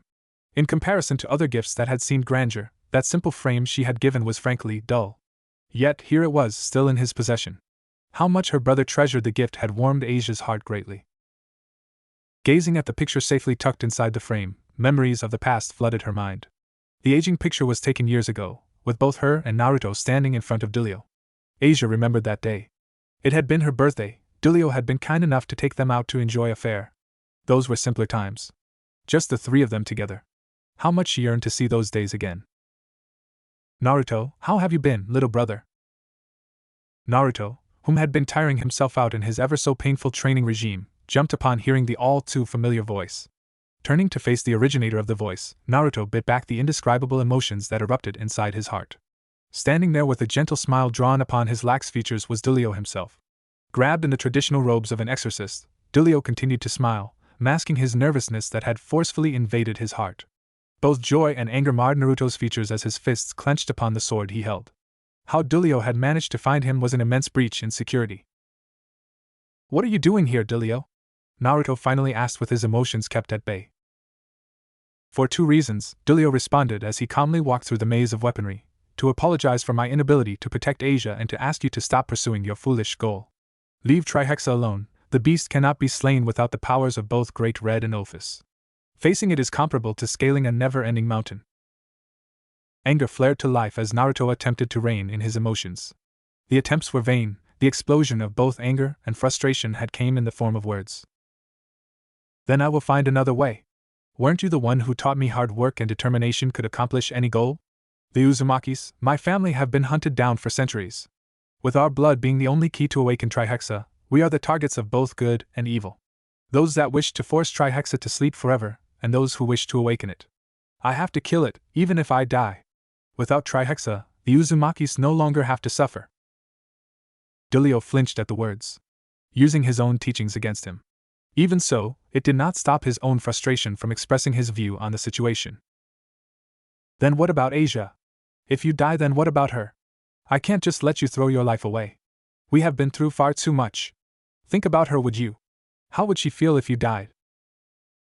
I am thinking about her, Naruto bellowed. The blade he held onto shivered under his intense grip as the clash of ideals between brothers began. Asia's life was entrusted to me. For the future of the clan, for her future, I have to kill Trihexa. She already suffered enough being an Uzumaki. Dulio stamped both his feet in frustration and anger. What Naruto spoke was true. The Uzumakis had been hunted down to near extinction for uncontrollable reasons. Possessing Uzumaki blood already painted a target on one's back. The mindset of many wished for the death of all whom possessed Uzumaki blood, be it child or adult. If no Uzumakis walked the earth, then the blood seals placed upon Trihexa would forever remain in place, giving no chance for people whom wished to awaken it a chance to do so. That was how Dulio had found the two. He could still remember it. Coming off as an exorcist in training, Dulio had found the two siblings huddling inside a ruined fireplace. Their village had been wiped out, family, friends, elders, neighbors, all gone. That was when he had taken them in. After all, fellow orphans had to stick together, right? My lord! I will be taking my leave. Dulio stole a glance at the approaching figure and relented with a sigh. Giving Naruto one more look, the exorcist retreated into the woods, feeling much worse than he had felt before the talk. The attempt in talking Naruto out of his outrageous plan was for naught. Opportunities would still arise. If they did not, he would make opportunities. For now, he would leave. A fight was unnecessary between the two. Naruto acknowledged the haunting words with a nod. The explosion of anger had left him emotionally taxed. Yelling at Dulio, someone he had looked up to for as long as he could remember, was not a pleasant experience. Sure, the two had tussled, what friends didn't? No, this was different. It was the idea of fighting Dulio that had been the real pain. To bring himself to fight his friend, the one whom had taken him in and taught him of the world. Yet none of it had affected his determination. In fact, it had only strengthened it. Rise of him was in a joyous mood. How could he not be? With all his plans and schemes falling into place, there left plenty of room for pleasure. With a sickening smile twisting his pale features, and a glass of blood-red wine situated in a hand, the son of Lucifer sat upon an extravagant throne. Inside the lavish room, the throne, like all others, was built to draw attention towards it. Decorated with gold and other forms of precious materials, it could only be described as grand. For decorative purposes rather than necessity, imposing stone pillars stood dignity like sentinels. Beside him, with a tray which a bottle of wine sat, Euclid stood firmly beside his lord with his unmatched emotion-free expression. Filling the room with sickening laughter, Rise of him conveyed his happiness through a lengthy laugh. My lord, is it not best to dispose of the bodies? Euclid asked. Oh, don't worry so much, Euclid. Worry is bad for the skin, Rise of him cheerfully responded with a wave of the hand. Have Marius handle it. Enjoy yourself, Euclid. My plans are almost complete. Euclid relented and returned to his former action. Unwillingly spread across the grand floor, bodies of various vampires littered the polished ground, oozing out profound amounts of blood. Killed in unimaginable ways, the bodies were left there by ever so cheerful Rise of him as he enjoyed the pleasantries offered by wine. Inside Teep's castle, a ritual was currently in the works. Valerie Teeps, the current wielder of the Sephiroth Grawl, to make contact with the principle of life, in order to proceed with his plan, to awaken Trihexa, the dead needed to be brought back to life. The necessary conditions had to be met. To awaken the apocalyptic beast, it was comparable to waging war against the world. He was in need of a force to complete an ambition he had worked tirelessly on. Euclid, is the Sephiroth Grawl ready? No, my lord. Marius is still working on the extraction. Rise of him responded with a nod of his head. Nothing could ruin the joyous mood now. Everything was going according to plan. All he desired now was the blood of an Uzumaki. That could easily be acquired. He simply needed to slaughter a few more humans, get the last Uzumaki's attention, and then kidnap him. Easy. Though the only issue would be the hero faction that he currently headed. Though Cao Cao officially ruled over the hero faction, it was no secret Naruto Uzumaki held a massive amount of influence over the faction. With a large number of supporters backing him, a struggle for power between the two would soon come to life. If he played his cards right, Rise of him could secure the help of Cao Cao and the Uzumaki. Euclid, I need you to meet up with our friend, Cao Cao from the hero faction, Rise of him cheerfully ordered as he drained his glass of wine with a withering smile. Give him the information I have given you. Then let him go and play with the Uzumaki. At once, my lord. Euclid inclined his head and bowed. Forming a teleportation circle with a flick of his wrist, Euclid proceeded forward and left Rizavim to enjoy his wine. Mordred grunted in annoyance as she walked the halls of the Hanging Garden with a scowl marring her features. Undeniably angry with an issue best left alone, the descendant of the traitorous knight stomped through the halls, drawing attention from other occupants. As she did so, drawing forth a growl of anger, Mordred sent withering glare at Semiramis, whom only stood at the hallway's end with a smirk adorning her features. The anger that had been residing in her heart exploded into activity upon the sight of Semiramis. The witch always managed to make her blood boil, even with a simple smile. "Oh, Mordred, how nice of you to arrive tardy again," Semiramis tooted with her smile widening when she caught sight of the anger influencing Mordred's actions. "Naruto is going to be very pleased." "Just lead the way," which Mordred growled. Semiramis huffed at the epithet. While originally orchestrated by Naruto, she never really taken a liking to the displeasing name. Preferring something more beautiful in comparison to her unsavory nickname, Semiramis never lived down the name as others continuously reminded her of the unlikable name. Though the usage of the name only came from either Naruto or Mordred, having someone such like the descendant of the traitorous knight use the name only angered her. Perhaps it was the annoyance for the woman she had grown during their time together, or perhaps she simply desired to tease the young woman out of boredom. Proceeding forward, an illusionary wall that had sat at the hall's end shimmered out of existence, allowing both women to bypass the reassurance. Placed behind the illusionary wall was a door, leading into a room built specifically for meetings best left in secret. Beckoning for her to follow, Semiramis ushered Mordred inside the room and cast a swift illusion with a flick of the wrist. There was no need for anyone to find out about the events of this meeting. Information exchanged in these secretive gatherings was not for everyone. Killing someone for hearing anything would be a shame. Inside the dimly lit room, Naruto sat at the far end with Diarmuid situated beside him with a stern expression set in stone. Among the gathered members, Avbrin, a tall man garbed in fully body suit along with a blue mantle, a featureless golden mask shrouded his face, preventing anyone from looking upon his face, was present. An immediate reaction came from Mordred, with a raised brow, seated herself far away from Semiramis, and turned her confusion onto the other members. Meetings such as these were filled with more than 5 members, thus leading to the birth of a question. "The other members are away," Naruto said as he answered the unasked question. Citing the odd look sent by Mordred, Naruto held back a snort of amusement while scanning the gathered members before nodding his head in acceptance. "Now, since everyone is here, let us begin." Confirmation of consent by the various members were in various forms. A simple nod from Avbrin, a flirtatious smirk by Semiramis, and lastly, a grunt from Mordred. A final glance was sent to every member before Naruto relaxed in his seat, in preparation for the meeting ahead. Motioning from Semiramis to begin, the witch merely smiled before gathering the attention onto herself with a cough. "My doves have learned of a meeting between Chow Chow and a devil," Semiramis began. Glancing at the neutral expression sent her way, the witch continued, "Though I was unable to listen in on the entire conversation, I have more than enough information to conclude their actions. The devil had a proposition from his master. A mention of cleansing the hero faction was said by Chow Chow." "TCH, that bastard!" Mordred snarled with distaste, lacing her voice. "We can't just sit here. If he wants a fight, then we give him one. As expected from a brute such as yourself. Waving that sword of yours without any thought. You damned witch." Shaking his head with a sigh escaping his lips, Naruto watched on as the two battled it in a fight of words. With snide remarks from Semiramis, and cheap insults dealt by Mordred, it was beginning to look like every other verbal spat the two participated in. Beckoning for Diarmuid to break up the fight, Naruto entangled his fingers and leaned forward onto the table in an attempt to hide the amused smile playing along his lips. Once Diarmuid had regained control in the room, Naruto forced his smile to die down before he garnered every occupant's attention. "As you can see, Chow Chow has aligned himself with the devils. There is no escaping the fight Chow Chow is preparing for. That is why I asked you all here. I want to push our plans ahead of schedule if possible," Naruto said, allowing the words to sink in before continuing. "Avbrin, I need to know how many golems you have created." Avbrin, the member whom had remained silent the entire time, acknowledged the question with a nod before speaking in a voice filled with neutrality. "The Gogmagogs you asked me to reproduce have been delayed. I am currently studying their magic enchantments made by the ancient gods. Though the progress is slow, the other golems have been coming along quickly. I managed to reproduce 400 of them so far." A pleased smile crossed Naruto's as a nod of both gratitude and acceptance was sent towards Avbrin. Accepting the talented magician into his ranks had been a very beneficial decision. Avbrin, the descendant of Solomon ibn Gabirol, had inherited not only his ancestor's Latinese name, but his work as well. Studying the vast amount of knowledge his ancestor had managed to accumulate, Avesprun had been keen on continuing the research of Solomon. The ultimate goal in creating the golem of all golems had been left incomplete, and thus Avesprun worked tirelessly in order to complete the ultimate golem. Finding work under Naruto had been an opportunity that had been beneficial to both parties.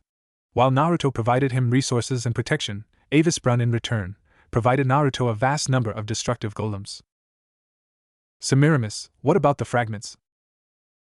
I found them. The fragments had been stolen by a rogue exorcist by the name of Fried Selzen, who now works under the priest Valpergalii. The only fragments left are wielded by two church exorcists, Zenobia Quarta and Irina Shida. None of them pose a real threat to our members.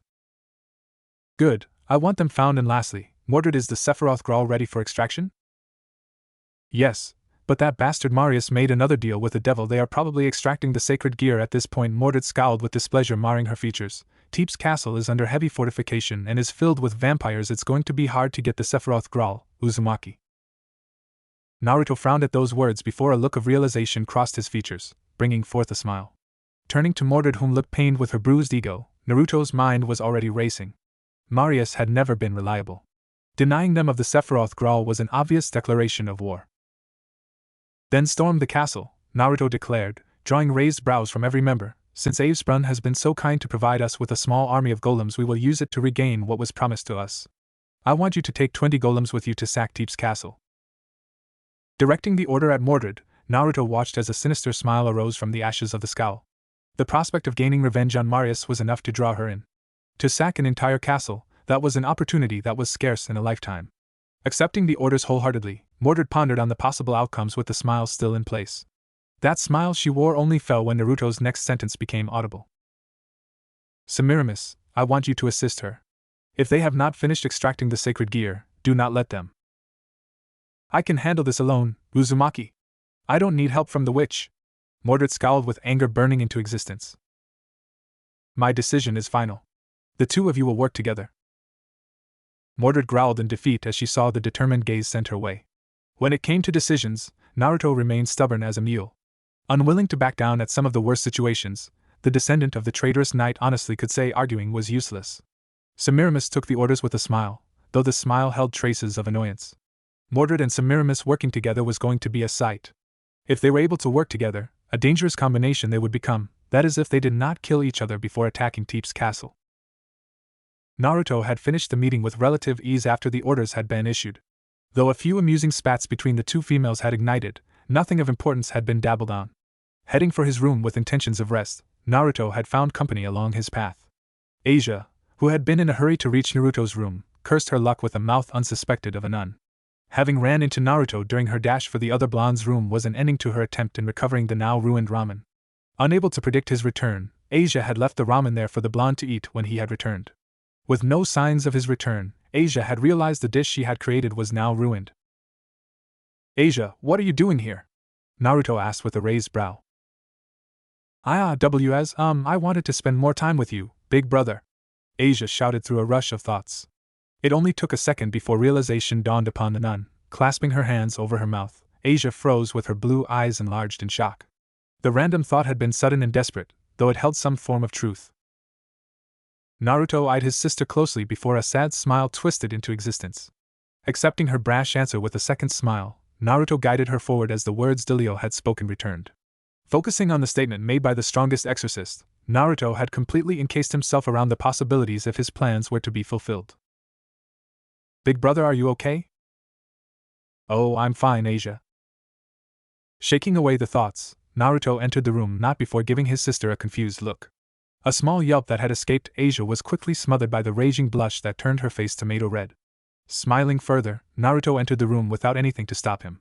Upon his entry, Naruto had immediately spotted the tray and bowl resting against his desk. Perplexed by the appearance of the bowl, the blonde's eyes focused on the soggy noodles lazily swimming around the gentle broth. Asia, who had been watching the entire reaction, winced at the lack of words. Shuffling nervously, the young nun played with her fingers in an attempt to quell the nervousness that had invaded her mind. Big brother, why you don't have to eat that? I just made that and I. Asia's sentence forever remained unfinished as her eyes widened in shock. Naruto, who had been staring at the noodles with a questionable glance, had seated himself and began dining on the ruined dish. Reining in her surprise and hurriedly moving to his side, Asia attempted to stop her brother from consuming the dish with no form of success. Big brother, you don't have to eat that. You cooked this for me, right? Naruto asked after downing another mouthful of brother and soggy noodles. Receiving a nod in response, Naruto merely snorted before continuing the meal. If my sister made me a meal, then I won't let it go to waste. After his declaration, Naruto returned to his meal, leaving Asia there to watch. A surge of warmth filled Asia's heart as she watched her brother dying. Yet the feelings did not stop there. Nostalgia soon came into existence. Seeing her brother eat an unsavory meal that she had created reminded the blonde nun so much of the past. A smile full of warmth and joy crossed her visage. Asia could not help herself. The gap that had been erected between the two was finally being broken down. The hope of reigniting their relationship as children had only grown stronger. As for Naruto, his own determination had exploded. The simple gesture of cooking his favorite meal had been enough to erase all traces of doubt. Then and there, the two promises that had driven him in life repeated themselves like a mantra, fueling his determination. He would slay Trihexa. He would protect Asia. Teep's castle was under lockdown. Shrouded in the light of dawn, a small army of vampires stood in the courtyard, armed and ready for the battle. Garbed in differing sets of armors, nervousness could easily be depicted from their twisted visages. Maria stood before them, dressed in a set of golden armor that sparkled under dawn's first set of rays. Aside from the nervousness that had overtaken them, the army of vampires with Marius at its head remained unmoving inside the stone walls. Sentries were placed atop the walls, overlooking the open space outside the castle. With no reports of approaching invaders, Marius still refused to dismiss the soldiers. The fear of the enemy attacking after he dismissed the soldiers plagued his mind. Just outside the stone walls was an army of massive golems. Large and imposing, along with bodies made of bronze and stone, the gleaming red eyes remain in the shadows provided by the surrounding trees. Lord Marius, there is no sight of the enemy, a scout said with fatigue marring his face. It is safe to allow the army to rest, me lord. There is no need to tire out our troops before the siege. Silence! Marius hissed, sending a sharp blow to the scout's cheek. You're a soldier. Thinking is not something a soldier does. Get back to your position before I punish you for disrespecting me. Bowing his head, the scout hurried away from Marius while nursing his wound with anger flashing in his eyes. Among the gathered vampires, anger was a popular emotion towards Marius. Only second to resentment obvious in their tired eyes. 10 hours the soldiers had been standing there. 10 hours in the uncomfortable armors issued by Marius. 10 hours of pure agony. Exposed to the elements, the armor that all soldiers were splattered with raindrops. Hunger and thirst came hand in hand.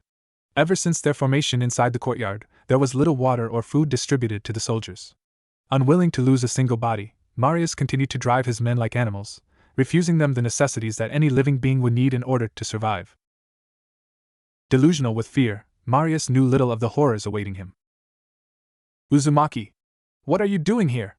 Madrid growled with annoyance obvious in her tone. You said I was to take the castle. I am here for the Sephiroth Grawl, Naruto grunted. I will let you have your fun with the vampires while Semiramis and I will look for the Longinus. Fine, but I get to kill Marius. If he does not have the Longinus, then he could be your plaything for all I care. Inside the woods outside of Teep's castle, a small brigade of golems stood lifelessly. A small camp had been erected by the two female members of the faction.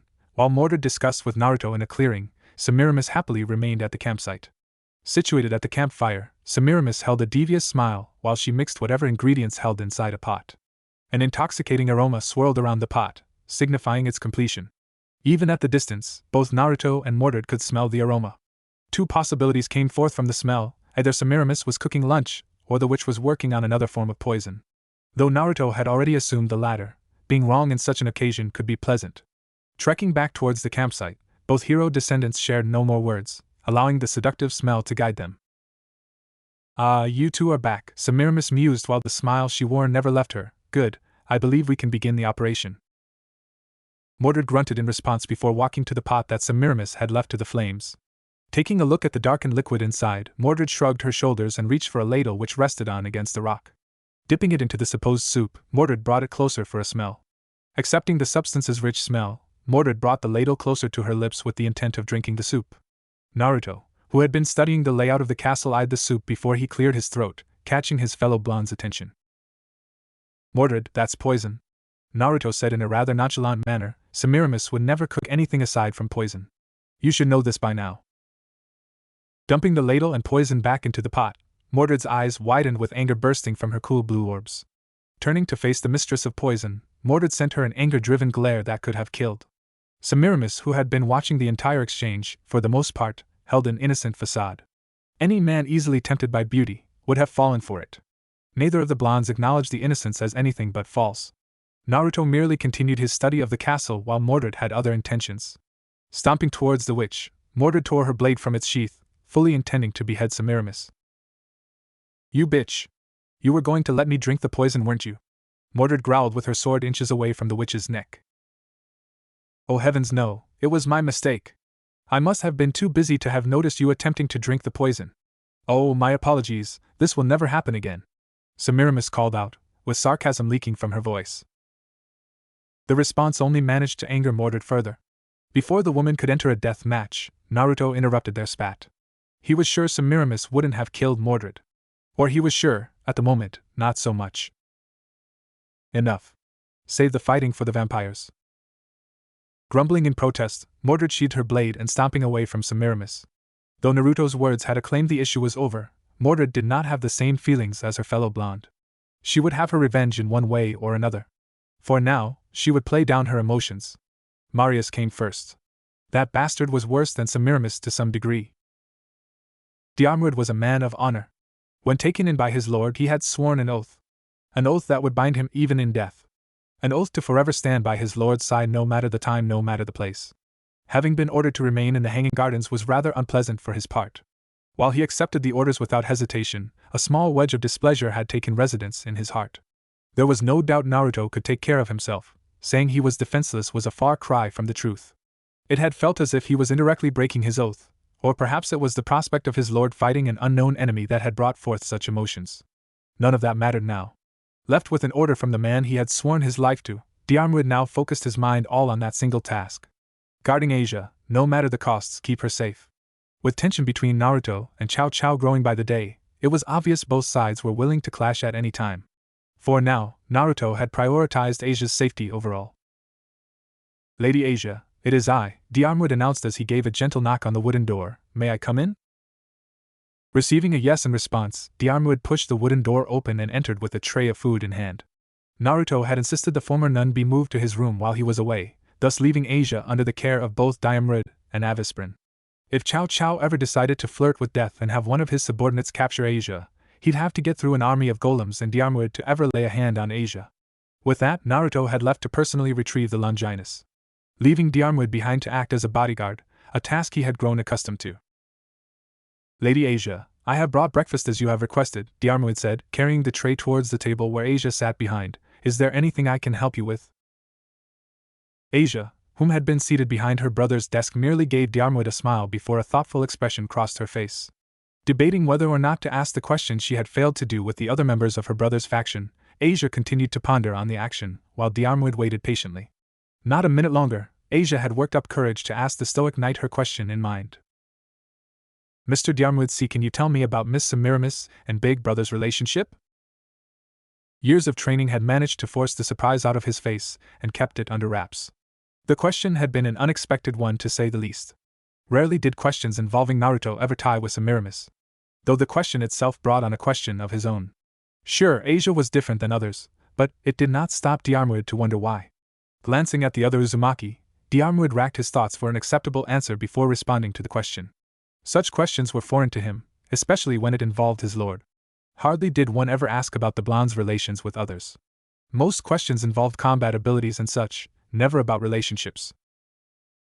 "Lord Naruto's relationship with Lady Semiramis is one I am uncertain of. Why do you ask, Lady Asia?" Diarmuid said with his own curiosity pushing forward the last portion of words. "Oh, I asked Miss Semiramis about Big Brother, and she mentioned they had a special relationship." Diarmuid blinked at Asia's words as he thought of them with a critical mind. What Semiramis had told Asia was not far from the truth. How else would you describe the relationship between an assassin and her boss?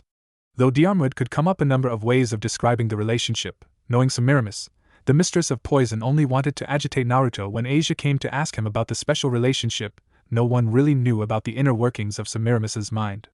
The woman was far too random for anyone to predict. After all, the woman had been very willing to poison her family without a thought of remorse nor any signs of hesitation. Lady Asia, what else did Lady Semiramis tell you about the Lord? Nothing much. She just said Big Brother is interesting. Giving Asia a nod of thanks, Diarmuid bowed his head and left the room before the nun could continue the conversation. Even after the years, the uncertainty around Semiramis's loyalty still remained. The woman was far too unpredictable for one to plan against.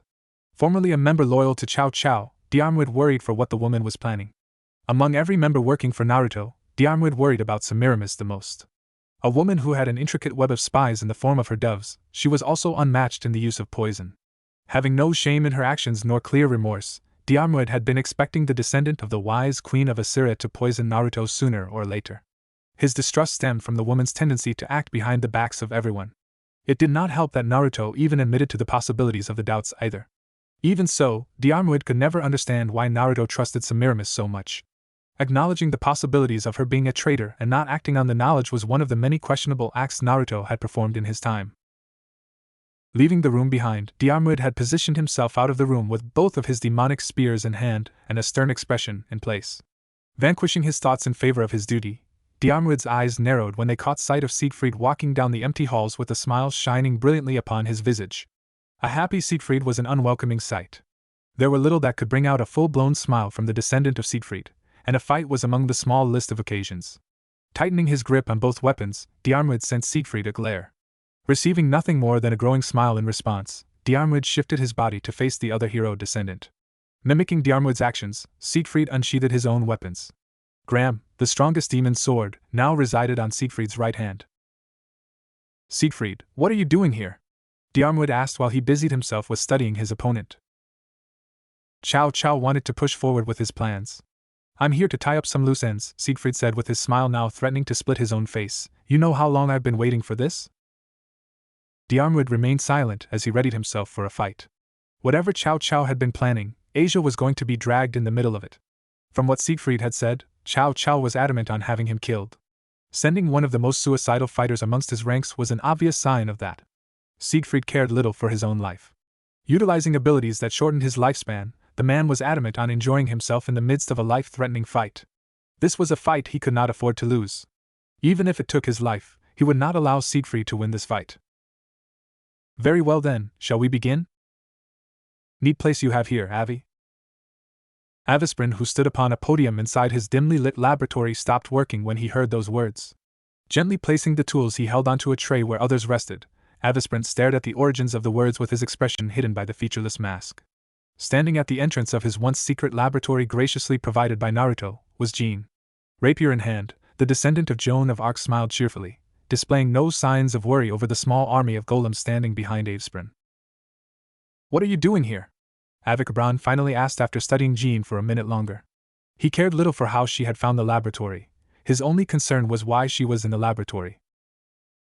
Cao Cao wanted me to take care of you, Avi Jean cheerfully replied with a graceful smile adorning her delicate features, so, here I am. No further questions were needed. Jean had been quite honest in her intentions, thus leaving him no choice but to fight. Raising a hand, Avisprin took control of his golems and motioned for them towards the blonde girl that had been casually sitting on a counter. The rumble of movement soon filled the air. 10 golems circled around the girl, slicing all paths of escape as their bronze-infused limbs lifted to strike. Jean remained still with her smile still in place, still without worry. We don't have to fight, you know. Avisprin eyed the girl strangely as Jean remained seated with a group of golems ready to pummel her. Her sudden declaration had been enough to stop the assault.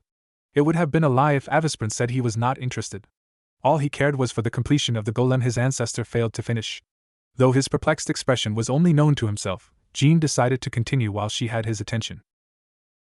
Cao Cao doesn't want to fight you. If you were to stay out of the fighting, then Cao Cao won't have me attack you, Jean said, or you could even join us.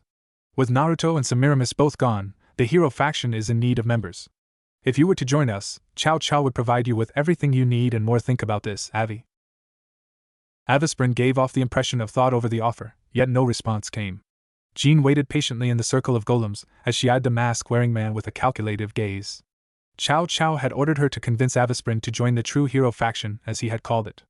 If Avisprin was unwilling, the offer of neutrality was up for grabs. Even if the offer of membership was declined, having Avisprin out of the way eliminated the threat of an opposing magician as well as an army of magically enhanced golems. It seems I would have to decline, Lady Jean. Oh, how sad, Abby, then it seems you would have to. You seem to have misunderstood me, Lady Jean. I am declining both membership and neutrality. Working under Lord Naruto gives me the opportunity to work on the unfinished project left behind by my ancestors, as well as the opportunity to test out the mobility of my creations. Before Jean could even question the words, all golems surrounding her bustled forward with their limbs raised and orders set in stone. What was the worst 3 humans could do to a castle defended by a small army of vampires? After all, humans were both physically and magically weaker than the latter. With disadvantages plaguing their very beings, one could not blame the confidence that the vampires held, no matter how misplaced the confidence was. Meningtepe's castle, a once lavish construct that had rivaled the greatest of Romanian castles, had aged poorly.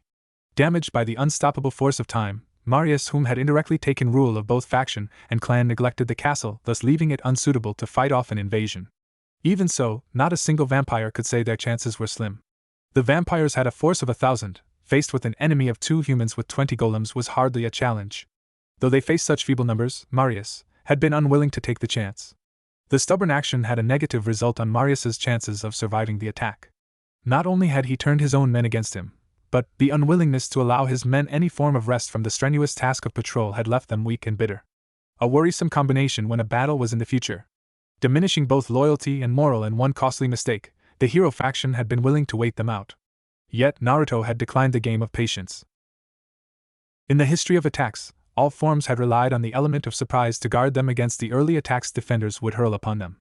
If one soldier managed to scale the walls, then one could claim the siege was a success. For this one in particular, the art of magic was a hindrance for attackers. With abilities that could topple armies, magic gave way for a new branch of warfare. The Teeps faction had it easy. With walls that kept them safe, Naruto had planned to utilize the very thing that the vampires relied on for this attack. With Semiramis brewing a poison that humans would classify as inhumane, both Mordred and Naruto praised the witch for her talents, though the former did so without uttering a word. Poison was a wonderful tool to utilize. A weapon able to wipe out thousands in a matter of seconds, no matter how others were. Semiramis outranked many in the matter of creating such substances. Before they stormed the walls, some poison would be deposited over the Teeps castle walls. Are you ready? Semiramis merely smiled at the question.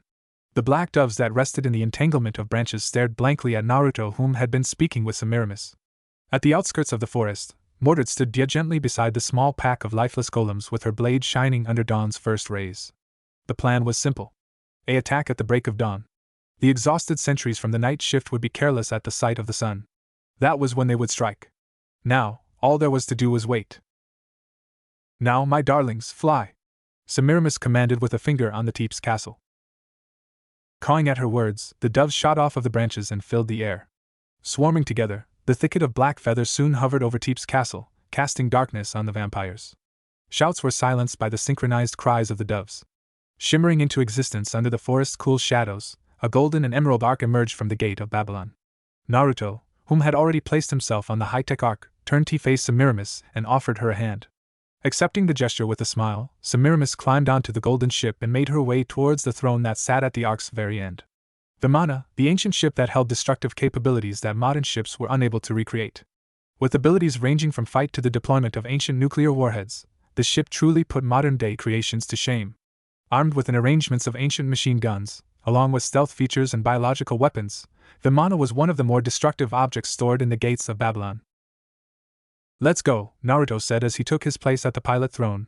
Once we deploy the poison, Mordred will commence with the attack and we will find the Septhyroth Grawl. Semiramis nodded her head in response as she stood at Vimana's center. Vimana hummed to life as a burst of speed sent the ancient arc into the heavens. Glistening in the day's first rays, Vimana shot towards the sea of black feathers which shrouded Teeps castle in an impressive display of speed. Like the sun rising to pierce the darkness, Vimana descended onto Teeps castle with doves flocking away formed the golden ship. Unlike the sun that brought forth life and a new day, Vimana only brought death. Descending from the hull, containers pelted the courtyard of Teeps castle. Upon contact, the containers released a hideous haze of black. Spreading in a frenzy, the poisonous gas expanded until it soon consumed the entire courtyard, contaminating the air with the deadly plumes of unbreathable chemicals. The effects were instantaneous. Like fish out of water, the vampires that had been the first to fall victim to the chemicals began thrashing around, clutching their throats in desperate attempts to release the deadly toxins they had just breathed in. Vampires fell by the dozens, all falling victim to the horrendous chemicals Semiramis had been so keen to deliver. The few that had managed to escape the toxin were left in a state of shock. The walls that had been once claimed impenetrable came crashing down. Massive stone giants crushed the aging walls with no hesitation in their movements. Flooding the death-ridden courtyard, golems marched forward. Picking off survivors of the deadly chemical attack, the cries of pain were silenced by the caws of doves shrouding the skies. Valerie Teeps, the head of the House of Teeps and the leader of the Teeps faction, laid lifelessly inside a dimly lit room. Face showing no form of emotion one would possess, the damper merely looked off into the distance. Already mentally and emotionally damaged from possessing the Sephiroth Graal, she had been exposed to pain offered by the extraction of her sacred gear. Unlike previous wielders of the Sephiroth Graal, her Longinus was subspecies. Possessing not one, but 3 holy grails instead of one, Valerie remained alive after the painful extraction. Now left inside the dark room, she only looked off into the distance. Ethereal shimmers shrouded her vision, even though one of her 3 holy grails had been extracted, images of the dead still remained. While Valerie stared lifelessly at the spirits, Rias had stood happily over her body with a bold smile in place. Well, that was fun, Valerie. Rias chuckled with his smile widening. We should have Marius arrange another play date. No response. Oh, don't be like that. Such a look is unfitting of young girls. The door leading inside the room was swiftly opened, allowing Euclid entry. Lord Rias, we must leave now. The hero faction has slaughtered their way inside. All the vampires left guarding the gate have been killed, Euclid reported with a bow of his head. There is little time before they find this room. A small group of golems are demolishing this castle as we speak. We must leave now, Lord. Euclid never got to finish his sentence. Silencing the faithful servant was a golden blade that had sheathed itself against the wall mere inches from Rias' head. The sudden attack had caught both devils off guard, but their reactions were immediate. Euclid quickly shifted his body to face the attacker with his magical powers flaring into existence. Rias merely brushed off the blade with a chuckle as his manipulative eyes focused on the attacker. Standing there with Semiramis by his side was Naruto. Golden halos danced against the air behind him, opening paths for an arrangement of polished weaponry to come forth. Leaving so soon? If words were to describe Rias, Lucifer, insane was one of the few which truly captured the man in a single frame. For he rose above the normal levels of mental insanity, and personified the very definition. This was a devil who willingly looked for the most destructive force of chaos alive, and the same devil who was going to face a band of heroes with a glowing grin stretched across his features. Ah, my boy, how nice of you to drop by, Rias cooed in delight. His crazed eyes shining in unmeasurable joy. Oh, how I wanted to meet you for so long, my boy. Look at you, all grown up. I remember when you were just a mere boy. Frowning at the words, Naruto snapped his fingers once again, and another barrage of weaponry appeared behind him. As if they were shot from a cannon, the weaponry bombarded the 2 devils in a flash. When the blades, axes, and halberds slammed against the shield of magic erected by the simply dressed devil, Naruto's frown deepened as his will flared and a new weapon appeared. Larger than the previous ones, the halberd shimmered with magical might as it floated a second more before launching at the barrier. Tearing through the rather powerful shield, Naruto gave the devils little time to recover as more and more weapons rained down upon them. Oh ho ho, you grew stronger too. You make me so proud, Naruto boy. The voice remained cheerfully teasing as the smokescreen of dust settled and Naruto eyed the now obliterated room with a critical gaze. Standing in the middle of the destruction had been the 2 devils without a single scratch on their appearance. The 2 had managed to find a way to bypass his attack and escape from any possible harm it could have brought. That idea itself angered Naruto. You're still alive, Naruto said simply. Oh, Naruto boy, you're going to have to try harder than that to kill little ol' me. I didn't survive this long just because of my dashing good looks. I would love to play with you further, but I just need to go. Ta-ta for now, Naruto boy, don't forget to drink your milk. And like that, the man vanished. In a flash of light, the 2 devils were consumed by a surge of magic and disappeared to a location unknown. As the toe vanished, Naruto's eyes narrowed in rage. Giving a shout of displeasure, the blonde slammed his hand against the wall and crumpled the stone like paper. The audacious behavior of the man had seemingly struck a chord in the blonde. In his struggle to obtain power against the scornful scoff of the higher powers had helped little in his own reaction to the teasing words of his former opponent. That bastard!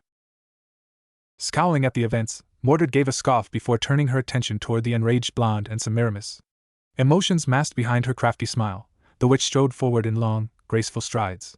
Moving forward without the consent of the enraged Naruto, Semiramis scanned the room the 2 devils had left from.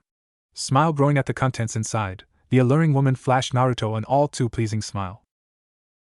It seems our efforts were not in vain, Semiramis proclaimed.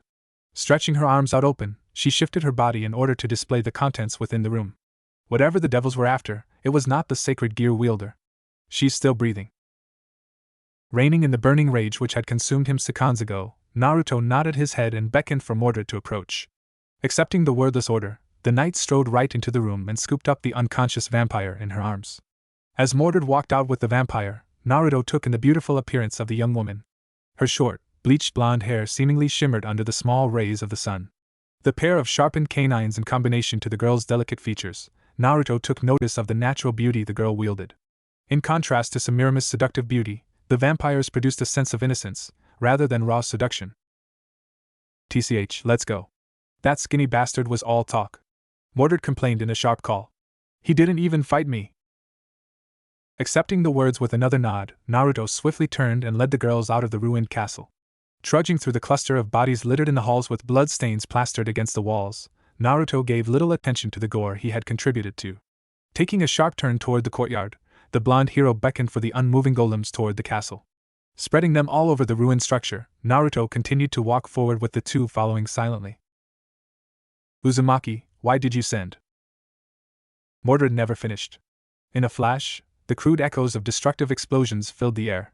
Tearing through the once beautiful Teep's castle, the golems successfully brought down the structure, leaving remnants of the foundation scorched. The sudden sound had brought forth an expression of surprise and awe clashing upon Mordred's visage as Semiramis continued to smirk. "Ah, how cruel, Naruto." For Cao Cao, his vision of the hero faction greatly collided with the image of his dear friends. It had been a small difference at first, but through the years it had grown to the point where thoughts of mutiny had been a common occurrence. Throughout his years leading alongside the blonde, the subtle changes in his personality had been obvious for quite some time. For the longest time, he had been alone. The only things accompanying the blonde was his own thoughts. But in the coming weeks, Ken noticed the change in his longtime friend's behavior. His stern and demanding personality had been, lax, a great deal more subdued than previously. The change was out of nowhere, until he had caught sight of the young girl walking the halls of the castle. Asia Argento, or Asia Uzumaki, had been a resident of the castle for less than a month, and her effects on the battle-hardened warriors were noticeable. The women that supported Naruto were quite fond of the girl, while other male supporters such as Avisprin regarded the girl without much emotion. The more devoted ones such as Diarmuid had seemingly devoted his very being to the girl. It was expected, after all, Naruto's faction was built upon loyalty. It was not a surprise after all.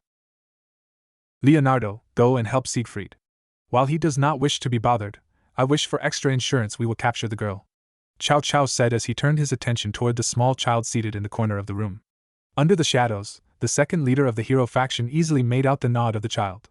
"Make sure she comes back alive. Dealing with an enraged Naruto is not a part of my plans." His only response was a second nod. "Good, now Heracles, I need you and George to slow down Naruto and his party," Cao Cao called out to the remaining members of the room. "I need you two to capture Semiramis if you can, if not, kill her. The castle will float without her." The shuffling of footsteps were heard after his words had echoed throughout the room. A gruff grunt had been his only response as his eyes caught sight of his friend and most trusted companion, George, prepare a magic circle for transportation. Sending the two of them had been a smart move, in his opinion. While George would be extremely useful in buying time for his plans, Heracles would be capable of potentially taking blows from the gate of Babylon. If not, the bloodthirsty descendant of the original Greek hero would be a fine distraction. As the flash of a magic circle enveloped the room, Cao Cao released a humorless chuckle. "Here's to us, Naruto." "Come on, you witch, hurry up with that spell of yours." The annoyed voice of Mordred snapped aloud. "I want to be out of this bug-infested forest." I have half a mind to leave you in this place," Semiramis responded with a sly smile stretching across her visage. "After all, I don't believe our dear Naruto would miss a brute such as yourself." "You little..." Before their current spat could even escalate, Naruto raised his hand and uttered stop. Heeding his words, the two girls turned from each other and focused on their respective tasks. Semiramis was preparing a magic circle for transportation back to the castle while Mordred was tasked with keeping watch. They had not been in the small clearing for long, but it had been enough time to peeve the hot-headed knight. Yet, as the two traded silent glares, Naruto could not shake the dread in his body. His senses had never been truly wrong, he had always followed his gut, and it had paid off. As he pondered on the feeling, a tense feeling overcame him as a glowing circle of magic appeared before them. The magic circle was easily identifiable. It belonged to George, Cao Cao's right hand. It seems our friends decided to pay us a visit," Mordred muttered. Just as her words were said, two figures appeared from the transportation circle, George himself in the magician robes he commonly donned and a brute of man garbed in armor paying homage to the Greeks. The two were easily enough to be identified by Naruto. While he personally knew George, the second man, Heracles, was only a mentioned member of Cao Cao's supporters during their meetings. "George, why are you here?" Naruto asked, his voice tense and eyes narrowed. Has Cao Cao finally decided to put his plans in motion? His questions were not answered, however. The only response he received was silence, as the two regarded them with little emotion playing on their faces. But for Naruto, the silence had been enough. The two were here under the orders of Cao Cao, and knowing his longtime friend, they were not here for support. Snapping his fingers and forcing a number of portals to open, Naruto readied the weaponry as the two figures remained still. Heh, I wonder what Blonde can do. Heracles cackled as he cracked his knuckles and a violent gleam entered his eyes. Don't disappoint me now, Blonde. Charging forward in speeds that people in his body type found impossible, the brute brought a fist forward and punched the air. The glowing aura surrounding him seemingly grew, and the area surrounding his fist exploded in a flash of magical energy. The explosion could have been a potential kill for Heracles, if he were fighting some low-level threats, but Naruto took note of the aura and opted for shield to be summoned before him, shrouding his companions and himself from the explosion. His actions did little to weaken Heracles' determination. Following the first punch, a barrage of explosive punches followed, crashing against the golden shield. Mord, go for George, Naruto ordered. He then turned his attention towards Semiramis. You, finish the portal and keep the girl safe. We will handle these two. Nodding her head, Semiramis continued her work on the portal. While normally, portals were easily enough to finish, the young woman had finally noticed the surroundings. Gone were the blue sky, replaced with a kaleidoscope of colors. Frowning, Semiramis had finally figured out as to why her normal spells had failed. George had transported the forest they occupied to the dimension gap. You bastard! Quit hiding behind that damned shield! Heracles growled in a fit of annoyed rage. Acknowledging the words with a snap of his fingers, Naruto returned the shield to the treasury as he prepared to take on the enraged brute with his other weapons. Playing defensively was a smart move, but time was not in his favor. Cao Cao had made that clear when he had sent two of his goons to face him, both of them skilled in tactics meant to slow down their opponents. While George personified that, Heracles was a mere distraction to keep himself and his companions away from the dimension-lost wielder. Jumping back and dodging an explosive punch, Naruto eyed the muscular man shrouded in the explosive aura and considered his options. Quit dodging, you coward! The enraged growl which escaped the lips of Heracles were responded in kind with a barrage of golden weaponry. The numerous objects ranging from blades to halberds demolished the ground where Heracles stood upon, sending a flurry of finely pounded dust and rubble into the air. Eyeing the destruction in wake of his weapons, Naruto's eyes caught the figure of his opponent on the ground, held still by a number of his blades. Walking forward, Naruto called upon a blade as he brushed off the dust still lingering in the air. The end results had been expected. A sacred gear which exploded with physical motion was a seemingly ideal match against his Gate of Babylon, but the sacred gear was nowhere near as powerful as the multiplicity of weaponry resting in the treasury. I expected more, Naruto said aloud. All that talk, and no actions to back it up. Why, you bastard! Heracles howled once again, his eyes filled with murderous rage. I'll kill you! I'll kill you, you hear? Ignoring his words, Naruto's attention was entrapped by the raging battle a small distance away. There, Mordred was being kept at a distance by George and his wide range of magic, pushing for a ranged fight rather than close quarters where his weakness lied. The rage in Mordred's eyes were obvious as she continued to growl in hatred when her attempts to close in on the magician was stopped by either a spell or the annoying sacred gear of his. Raising the blade, Naruto easily took off the head of the growling brute in a swift flick of his wrist. Semiramis, how goes the spell? It's done, the young woman responded. It should take us to the castle. Sending us into the dimension gap had been quite a plan, but we survived somehow. Then again, George wouldn't be able to survive if he left us unsheltered from it. Good, we are leaving. Mordred. Growling, the blonde swordsman slowly backed away as she held her sword up. Ignoring the words of the other blonde, the enraged woman charged forward and sliced through the bolt of magic which was shot in retaliation. And once again, before her blade was embedded into the flesh of his opponent, George quickly vanished from the spot with assistance from his Longinus. Give up, you three will never escape. My abilities are made for such situations. No matter how powerful you three may be, it is no match for my dimension lost. George chuckled with a wide smirk stretched across his visage. That sword of yours won't do anything against me if it can't hit me now. Mordred, we are leaving! Naruto called out. Now! Backing away reluctantly, Mordred gave the man a death glare as she quickly sprinted back toward her companions. Her retreat was covered by Naruto as a gleaming blade flew overhead and pelted the magician before he could retaliate. Finally, reaching the fore, Mordred gave the other blonde a glare of annoyance as she waited on Samiramis' transportation spell. This isn't over, you bastard! Mordred growled. I'll have your head next time. Leonardo had found himself standing beside Siegfried as the two of them had a stare-off with Diarmuid in the halls. The shadows at his feet were moving slowly, awaiting his commands to form into the monsters of his desire. The two weapon users were glaring at one another as the emotionless child wandered off toward the target. His silent steps were noticed by Diarmuid as he rushed to stop him, only to meet the resistance of Siegfried. As their weapons clashed, Leonardo silently opened the door leading to the target and found himself facing the innocent smile of the girl Chow Chow had wanted. Oh, are you here to play with me? The sweet voice of Asia wondered aloud as her face lit up in a bright smile. Oh, I'm so excited. After Big Brother left for his little trip, I could only play with Mr. Diarmuid. Rushing forward, Leonardo immediately prepared his Longinus to create a monster to aid him, only to find himself being dragged forward by the little girl. The shadow vanishing from his feet, Leonardo's silent recoil of the gentle touch was easily noticed by Asia. Raising his eyes to meet the ones of his supposed target, Leonardo found himself nervous. The feeling had been foreign to him, it had never been an emotion he had experienced before. All he felt was the isolation he had experienced for the longest time. An experience that led to his current, emotionless self. No emotions had been experienced for the longest time under Chow Chow, but here he was, standing before the girl he was supposed to capture, too nervous to make a move. As the emotions buried deep in his body played out, he found himself asking a simple question: why? I'm not going to hurt you, I just want to play.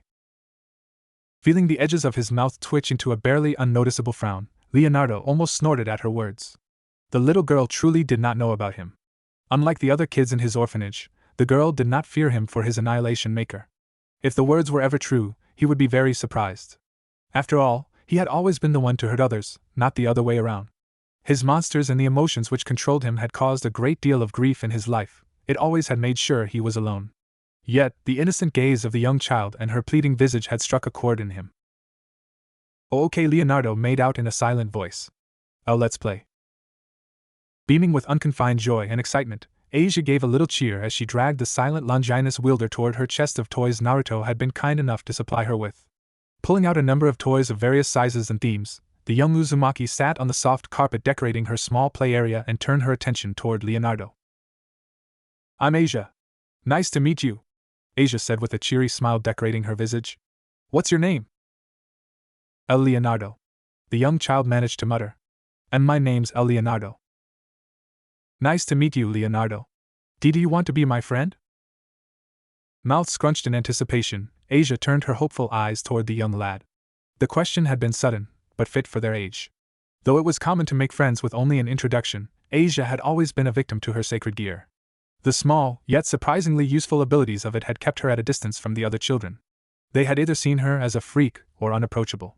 Though it was considered a gift before her explosion from the ranks of the church, it served as an unthinkable curse. Friends? For the second time, Leonardo was surprised by the girl. He had never expected to be asked the question. Hell, he never even planned on joining the girl in her festivities. His thoughts of the mission were simple: get in, get out. But here he was, sitting on a carpet with the girl surrounded by various toys. His mind had been stuck on the idea of having a friend. He was always lonely. Chow Chow had recruited him roughly a year ago, and he had been with the group ever since. None of the members were around his age, and among them, none of them had truly connected with the child. They had held some form of respect for him, but never tried to befriend him. So, when he had accepted the offer, he had escaped a life of total isolation for a life of loneliness. Why you want to be my friend? Leonardo asked, his eyes filled with disbelief. Why, yeah, Asia replied hesitantly. Don't you think I'm a monster? What? No. Blinking at the girl, Leonardo decided to show the girl the reasoning behind his question. If she feared it and him, which he thought highly probable, he would continue on with the mission. Closing his eyes in concentration, Leonardo felt the familiar flow of magic from his sacred gear as his mind wandered toward an image of a monster. Shadows twisted around his form as they took on the form of a man. Standing taller than both of the children combined, the shadows shrouding the man vanished. The newly formed man held the appearance of a knight. The armor garbed around its body alongside the helmet easily allowed Asia to identify the all-too-familiar man, or in this case, toy. In her hands was a toy of the same man standing before them. "That's so cool," Asia said with a wave of excitement pouring onto her visage. "Leo, that's so cool." Eyes widening at the words, Leonardo took note of the nickname she had graced him with, and he could not help himself as a small wave of happiness and excitement took hold of his heart. Though it was simple and seemed like an offhand name, the nickname meant a great deal to the boy.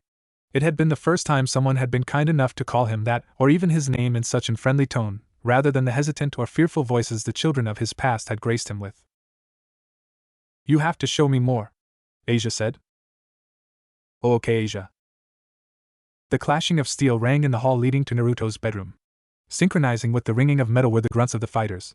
Their attempts to overpower one another had left a great deal of damage to the wide halls. A number of slashes and piercings in the walls had easily showcased the power the two had been fighting with, in addition to the damaged walls and floors. Rubble which accumulated in masses spoke volumes of the destruction to come. Though the fight had been quite short thus far, either party could truly say they were not feeling the effects of their physical confrontation.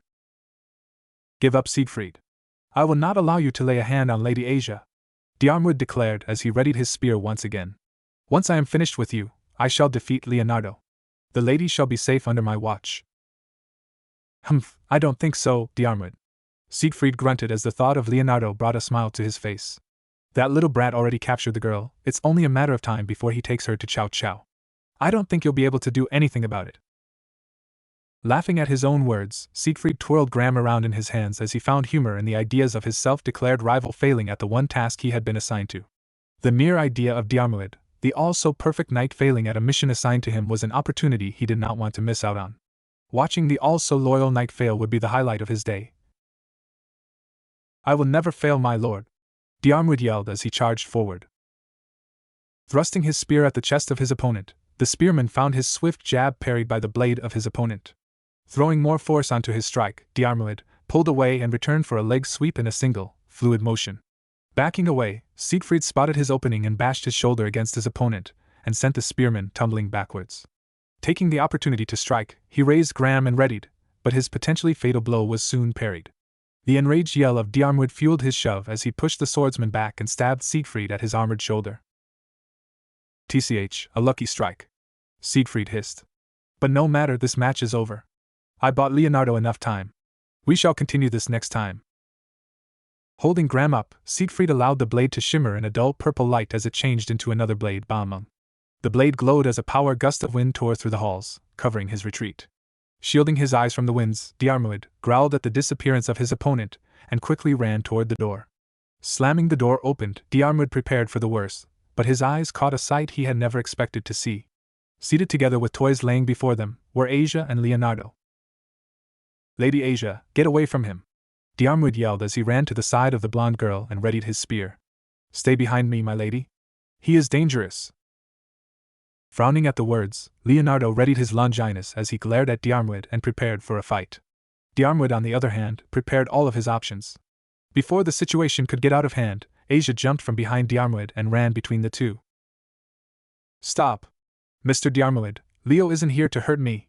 He's my friend," Asia proclaimed as she stretched her arms out to prevent the two from fighting. "Leo, don't fight, Mr. Diarmid is just here to protect me." The calming words of the girl caught the two by surprise, her bodyguard more so than her new friend. Diarmid took the news quite well, other than the wide eyes and gaping mouth, that is.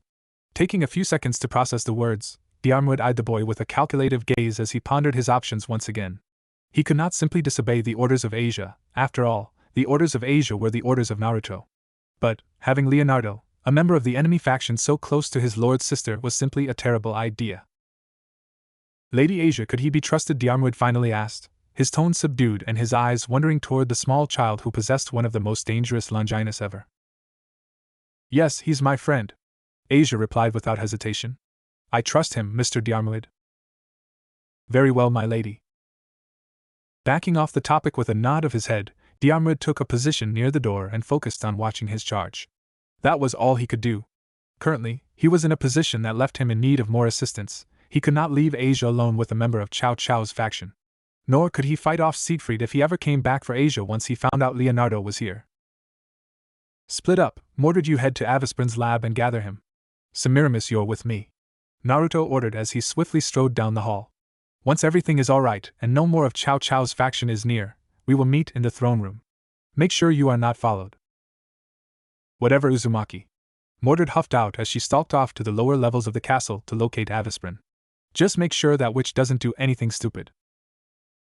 Ignoring her words, Semiramis focused her attention on the blonde she was following.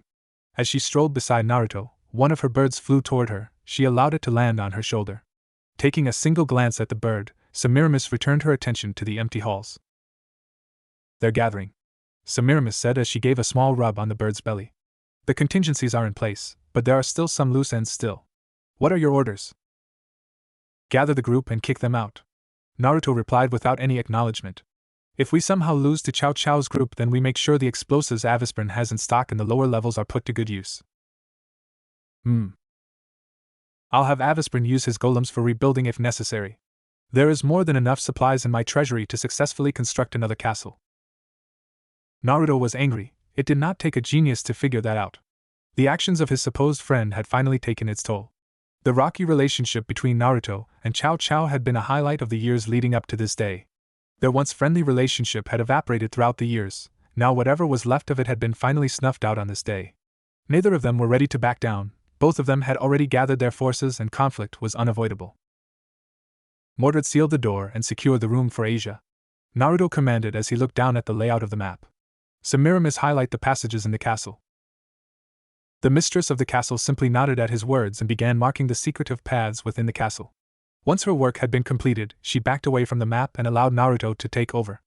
Eyeing the numerous passages with a keen glance, Naruto pondered the various possibilities before making his mind. Alright, Naruto began once again only to be interrupted by Mordred. Naruto, before we start, what are we gonna do about the kid? Mordred said as she directed the group's attention toward Leonardo, who was being kept at the corner of the room with a group of golems guarding him. I mean, we ain't gonna tell him all our plans now, are we? Eyeing the small child curiously, Naruto found himself exchanging glances with the emotionless boy. He could not understand the child. Leonardo had been a member of Cao Cao's faction, yet he had saved Asia. Though the kid was potentially one of the strongest members in Cao Cao's faction, he was not experienced enough to truly be considered as such. Taking a final glance at Asia, Naruto could see the hope in her eyes. While he wished to make her happy, her safety also played a role in his predicament. Avisprin, stay here. I want you to keep an eye on Leonardo as well as command your golems out of battle. Take Asia and Leonardo to the safe room. Naruto began once more. The rest of you, we will be facing Cao Cao and his supporters. I want them out of this castle. They have been in our way for far too long. Semiramis, tell them about the secret passages. Nodding her head at the command of Naruto, she scanned the group before starting. There is a network of passages all around the castle. They were built in case of emergency. The tunnels start from the bottom all the way to the top. There is no place in this castle the passages do not connect to. I have already activated the interior defenses of the castle. Diarmuid and Mordred, you two will be heading to the lower levels. I know Cao Cao will be planning an escape plan in case they fail. I want you both to put a stop to it. Naruto said as his eyes shifted from both of them. Take the tunnels down, and we will meet up with you once we take care of Cao Cao. Come on, pretty boy. Mordred called out as she rushed out of the room with a gleeful smirk on her face. I want to fight now. Nodding his head in acceptance, Diarmuid strolled out with the hot-headed blonde in tow. Their echoing footsteps drifted further and further from the group as Naruto ignored their vocal movements and turned to the raven-haired woman standing beside him. Semiramis, let's go, Naruto said. I want to catch Cao Cao before he gets away. When Naruto had spotted Cao Cao, his eyes burned with rage. As he and Semiramis headed to the upper levels of the castle, they had found the cocky man standing inside the throne room situated at the castle's center. Seated atop the throne which controlled the castle with an all-so-arrogant smile etched across his visage, Cao Cao greeted the two with a carefree wave of his hand. Ah, you two made it, the mutineer said with his smile widening. I was getting worried if you would show up or not. Then again, Leonardo's betrayal would take even me some time to plan for. Cao Cao's last comment caught Naruto off guard. While he hid it behind his anger, the blonde knew Cao Cao saw through him. That simply made Cao Cao happy. Clapping his hands with a chuckle escaping his mouth, the man stood and began approaching them. As he descended the stairs with grace, Naruto simply glared at him and gestured for his weapons to come forth. As the air behind him rippled and showed the numerous weaponry pointed at the approaching man. You thought I wouldn't make it back for your little plan, huh? Naruto hissed worth venom in his words. Heracles and George may have bought you time. You thought you could kill me. You thought you could go after Asia. Motioning for his weapons to launch, Naruto watched as streaks of gold pelted the very ground Cao Cao stood upon. As miniature expositions rocked the ground of the throne room, Naruto continued his relentless barrage. After launching a volley of weapons, Naruto finally called for his attack to end as he waited for the smokescreen of dust to clear. He didn't expect the attack to do anything really. Cao Cao had seen his ability for years now. He would have been surprised if Cao Cao had fallen for his most basic move. Just as the final shower of dust settled, Naruto's eyes immediately picked up on the streak of curved light moving straight at him. Semiramis eyed the attack and simply raised a hand. A shield of magical energy soon erected before the two, easily taking the blow with ease. The first attack simply opened up for Cao Cao to start his next move. Jumping out of the dust with no change in his perfect image, he channeled more magic into his spear and launched more light magic at the shield Semiramis had erected, forcing more and more power into the beam of light magic aimed straight at the shield. Finally, the attack showed results. Forcing its way through the magic wall, a series of cracks appeared at the point of attack, spreading slowly throughout the shield. Before the attack could pierce the shield, Cao Cao was forced to dodge the spear hurtling towards him courtesy of Naruto. Without warning, Naruto summoned a blade from his treasury and charged forward. Dodging the hail of magic bullets aimed at him, Naruto shot off the ground with a single jump, sending the ground to quake. Cao Cao copied his friend's actions and met the blonde in the air with his spear raised. Focusing only on Naruto, Cao Cao pushed against Naruto's sword. His tactic worked somewhat. Naruto used Cao Cao's push as a way to create the distance between the two. When a small space opened up between the two, Naruto immediately called for his chains. Circling Cao Cao, the metal chains shot from the circles as they tightly held onto the mutineer. These again. Cao Cao muttered with annoyance obvious in his voice as he struggled against the tightly bound chains. You know, Naruto, after all this time I still can't find a way to get out of these things. Those swords you have aimed at me don't help either. You sat on my throne. Semiramis interrupted with a scowl on her beautiful face. I should have my doves peck your eyes out. No, that's too merciful. How about some of my poison you would be a great test subject for? Cutting off her bloodthirsty rant, Naruto gave her a placating look as he grabbed her raised arm. Semiramis only sighed as she felt the grip Naruto had on her. She understood the reason behind his mercy. While she didn't like it, she understood. Taking a step backward, she looked on as Naruto studied Cao Cao with a visage she could not describe. It's about time, Cao Cao simply said as he stared straight at Naruto. Though he was bound and staring his potential killer in the eyes, he could not help himself.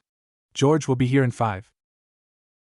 As he was about to finish his sentence, Cao Cao heard the hum of a magic circle. Smirking at the sound, he positioned his body as straight as he could, feeling victory wash over him.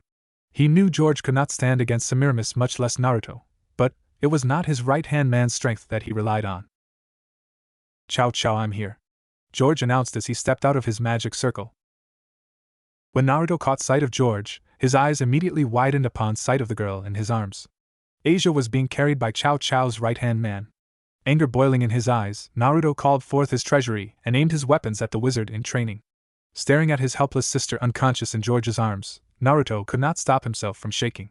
His baby sister, the only girl he had left called family, was in the mercy of the enemy. You managed to get past Avisprin, Semiramis commented with narrowed eyes. Not exactly, George said with a smile creeping onto his visage. That was when Naruto could feel himself glaring at the man he had placed his faith in. Walking out go the shadows was none other than Avisprin. Naruto's rage had not subsided as he saw Cao Cao and his faction leave with Asia.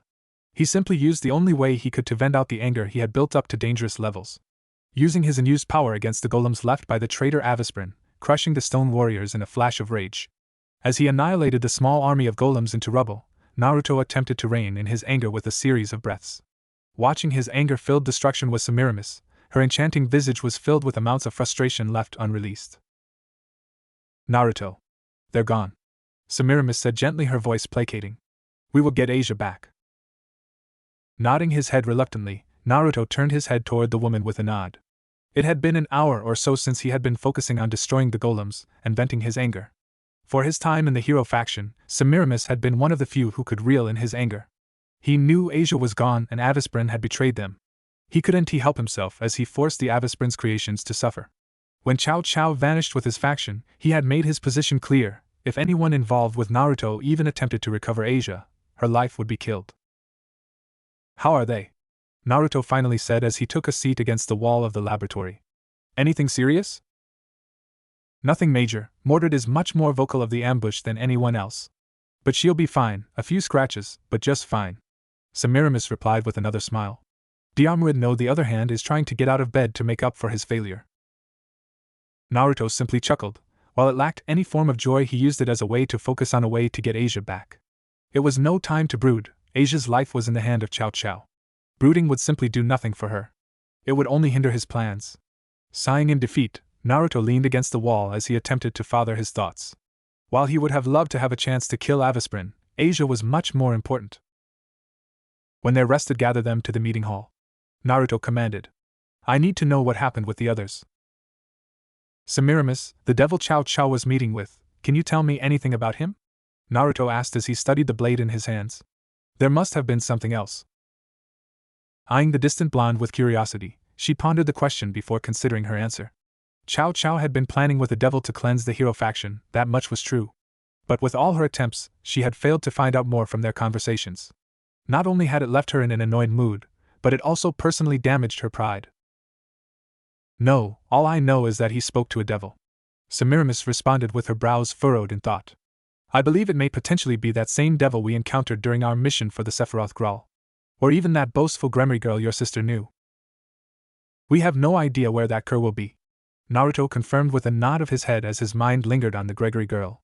But that Gremory and her peerage will still be in Ko. I need you ready for departure soon. We will be paying those devils a visit. Of course. Semiramis replied with a smirk etched across her beautiful visage.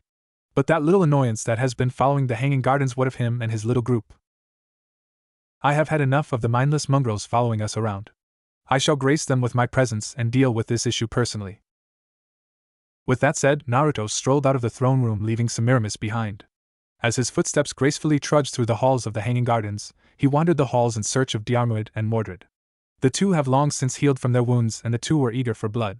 Mordred's pride did not allow her to lose against the competition she had faced. While Diarmuid, on the other hand, took the kidnapping as a personal attack, leaving the loyal man ready for bloodshed.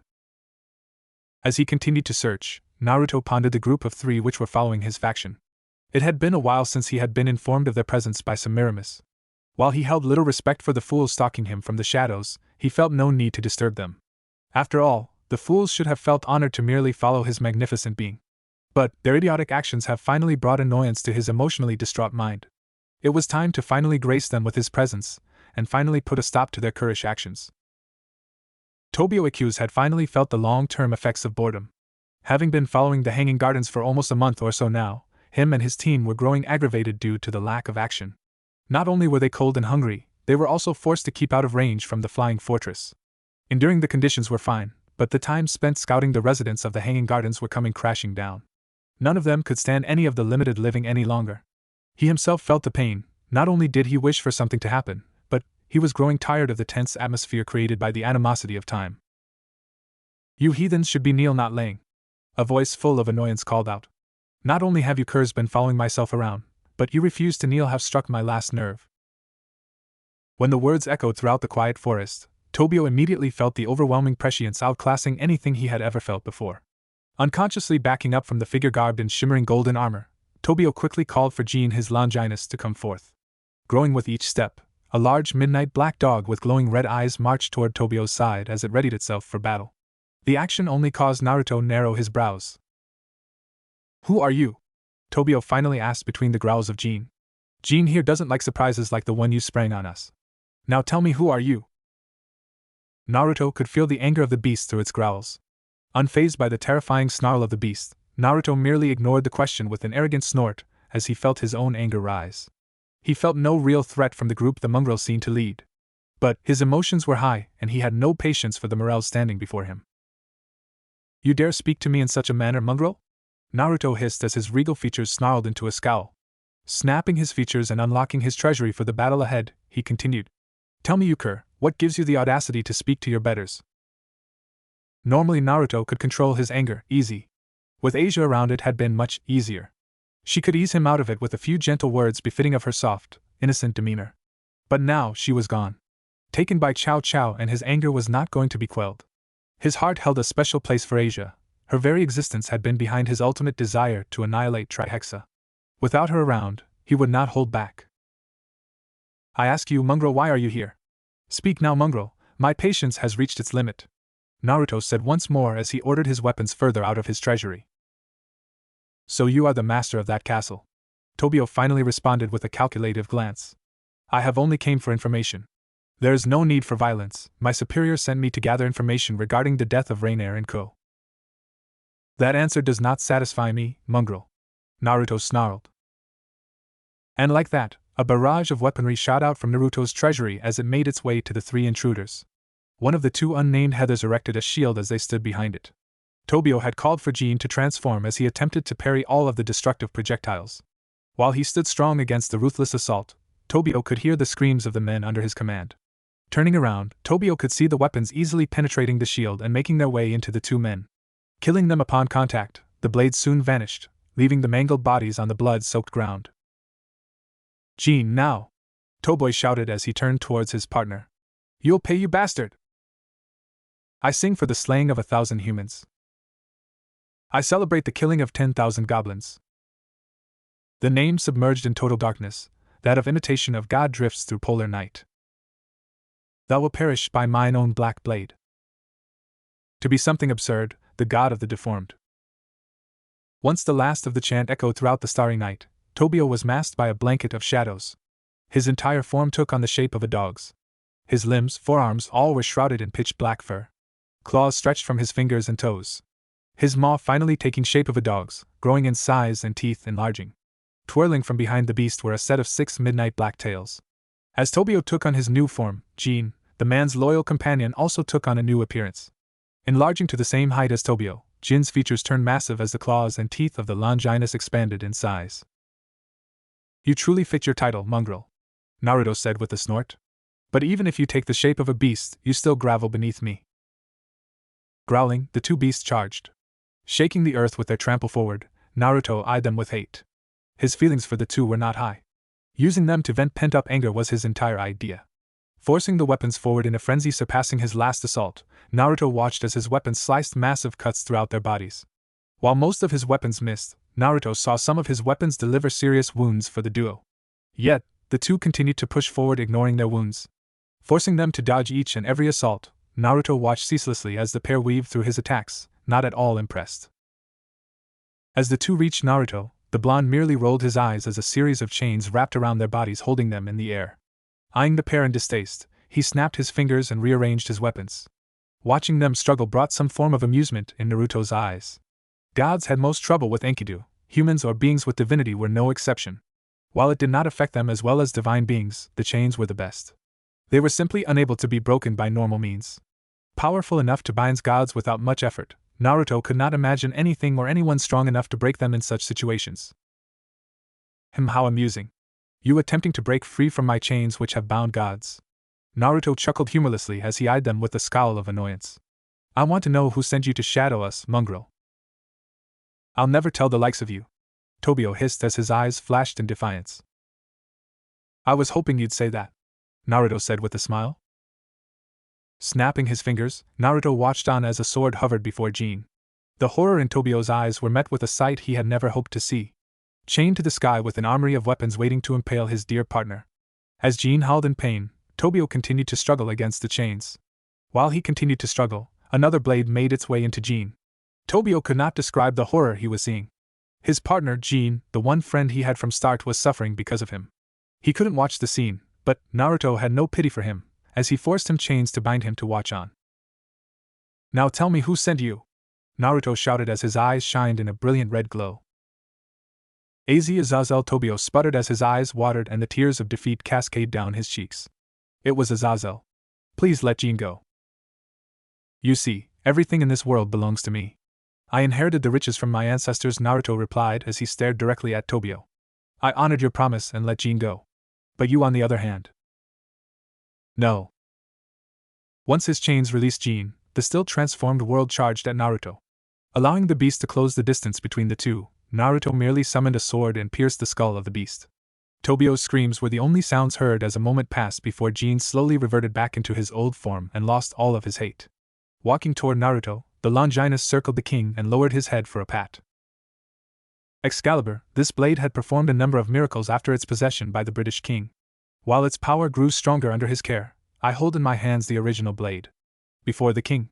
Before the legend. And your Longinus, well, it simply learned to kneel. No! Jean, listen to me. We've been partners for years. Please, Jean, snap out of it. Tobio cried out as his tears flooded his visage as his desperation grew more obvious by the second. Please, Jean. Please. Even with the pitiful cries, the dog had been turned. Smiling, Naruto turned toward Tobio and snapped his fingers, screeching in the air as the golden blade shot through the chained man, ending his life. As Naruto eyed the beast under his command, he eyed the Excalibur in his free hand and released the effects of the blade. Your user was pitiful. His honor nothing short of pathetic. He could not even hold his word for the man he swore allegiance to. Naruto spat with a hiss. That was when Jean charged. Using Thu ground as a platform to jump, the pitch-black dog growled as it leaped for Naruto. Simply dodging the attack with a smirk, Naruto simply called for another blade as the dog leapt once more. Dodging once more, Naruto dragged the blade down for a strike to only find a black blade stopping his attack. Allowing the dog to run to gather more ground between them, Naruto called forth his chains and forced the Longinus down. Tobio is dead. Your master is dead, Naruto said as he eyed the creature whose red eyes screamed of death. And I see absolute loyalty in your eyes. While your master was a cur, I find potential in you, Longinus. Serve me. As the chains loosened, Jean rushed out once more ready for battle. Rolling his eyes, Naruto prepared for another encounter to only find Semiramis walking toward him with her hand raised. Naruto merely watched her as she shrouded her hand with magic and forced Jean to the ground once more. Walking to his side, Semiramis eyed the surroundings with a raised brow. Having trouble taming a Longinus? Semiramis asked with a smirk on her visage. Seeing that you killed his owner, it would be best to allow it time before taming it. Especially if you're the killer. Shaking his head, Naruto turned toward the growling Jean and simply smirked in response. Only one man could stand before me. Can you, Longinus? Waving for Semiramis to cancel her binds, Naruto eyed the beast with his smirk growing each second. Immediately after he was loose, Jean shot straight for Naruto, maw opened wide, aimed for the kill. Gleefully shouting at the Longinus, Naruto tackled the beast down and gave a laugh of triumph. It did not last long as Jean quickly used its superior body weight to toss Naruto off of him. As the two continued to wrestle on the blood-soaked mud, Naruto took a hold of the strong dog and pressed his legs to the ground before tossing the creature away. Semiramis, do it, Naruto said as he ordered the witch forward. I am impressed, his loyalty to that lowly fool is desirable. Nodding her head gently, Semiramis summoned a potion as she approached the downed creature. Pouring it down its maw, the witch gently rubbed the dirty fur as Jean slowly got up from its down position. The potion had been one of her most prized possessions. It had been an accidental discovery, but a discovery nonetheless. It used a rare combination of ingredients when brewed properly, made a deadly poison which ate away memories of the past completely, leaving one a blank slate. It is done, the Longinus is yours, she said with another smile. The Hanging Gardens are ready to be teleported. All I need is your magic reserves. Nodding his head in approval, Naruto hunched beside her as he gave Jean a rub on his head. Good, let us be going. I want to make it to Ko immediately. The devils know something about Asia and Chow Chow that I want to know. Rias Gremory was a bright girl for her age. She was a great student and an excellent learner, making her a popular face among the humans and the devils. While not as intelligent as her rival, Sona Citri, her mind was no laughingstock. When Kokobile attacked, her mind immediately went to Issei. While perverted, the young man had a power some could not even hope for. In his left hand was a sacred gear, not any sacred gear, a Longinus. Not only was it a Longinus, but it was a mid-tier one. Even the lowest levels were capable of killing gods. A mid-tier one trained properly would be much more. Issei, I will need your help for the next attack, Rias said as she glared at the fallen angel flying above her with a twisted smirk on his visage. Kokobile is too strong for my attacks alone, but with yours we can beat him. Yosha! I'll give you my beast, Bucho, the lanky pervert said as he raised his left hand and allowed the glowing gauntlet to be seen by the fallen angel. Here you go, Bucho. Transfer. As a red light emitted from the gauntlet, Rias felt the power of the Welsh dragon flood through her magic reserves. Channeling the extra power into a massive attack, greater than all the combined efforts of her peerage so far, she launched it as soon as it reached the size of a large sphere of crimson-red magic. The attack seemed powerful at first, but Kokobile showed them why he was one of the strongest fallen angels in Grigori. Easily baiting away the attack with a lazy swipe of his hand, Kokabeel only laughed at the defeated expressions of the weaklings under him. Do you understand, Rias Gremory? I am a fallen angel who survived the Great War. Your power is nothing compared to mine. Kokabeel cackled aloud. I will start a new world war, and this time the fallen angels will win. Just as his deranged words ended, the entire sky shook. Like as if a meteor was falling from the heavens, a titanic magic circle appeared in the colored sky, lighting it up in a flurry of colors. Emerging from the magic circle was a fortress floating in the sky. Once it had died down, the entrance captured the attention of everyone. There were no words to describe the majestic sight. Then again, floating fortresses were never a common thing, even for the supernatural. Kokabeel took note of the flag being flown by the castle. The hero faction. Kokabeel hissed in dramatically. More annoyances show up. The castle began lowering itself closer to the battle as the occupants of said castle began departing. One by one, 5 figures landed from the fortress in the sky. For the Gremory peerage, some of the faces were all too familiar. How could they forget? One of them had single-handedly took down their powerhouse with a single strike. Not only that, but the blonde had the most intimidating aura Rias had ever felt in her life. You! Issei shouted with an indigent growl. You bastards took Asia from us. Give her back, you bastard. Jean, attack! When Issei heard the words the blonde bastard had said, he immediately felt the hate of the black dog next to Naruto. Channeling what power he could muster after the transfer, Issei raised his left arm and fired. The shot of red magic only shook off the dog named Jean as it continued to charge. Issei could hear the screams of his friends as they attempted to help by their injured state. Attempting to dodge the pounce, the perverted devil could not react fast enough, as he felt the sting of pain erupt from his shoulder. Sinking its teeth into his shoulder, Jean continued to ferociously bite the wound he had already made. Ah! Issei screeched as he fell to the ground under the weight of Jean. Bucho! Help! Rushing to her pawn's aid, Rias gathered her magic and forced a blast of crimson-red blast toward the hostile dog. Her attack had no effect upon the first strike, leaving Jean more angry than hurt. Leaving the whimpering pervert on the ground to coddle his injuries, Jean growled as he approached the red-haired heiress with hunger in his eyes. Backing away from the frightening animal, Rias shifted her gaze from the beast and toward her peerage.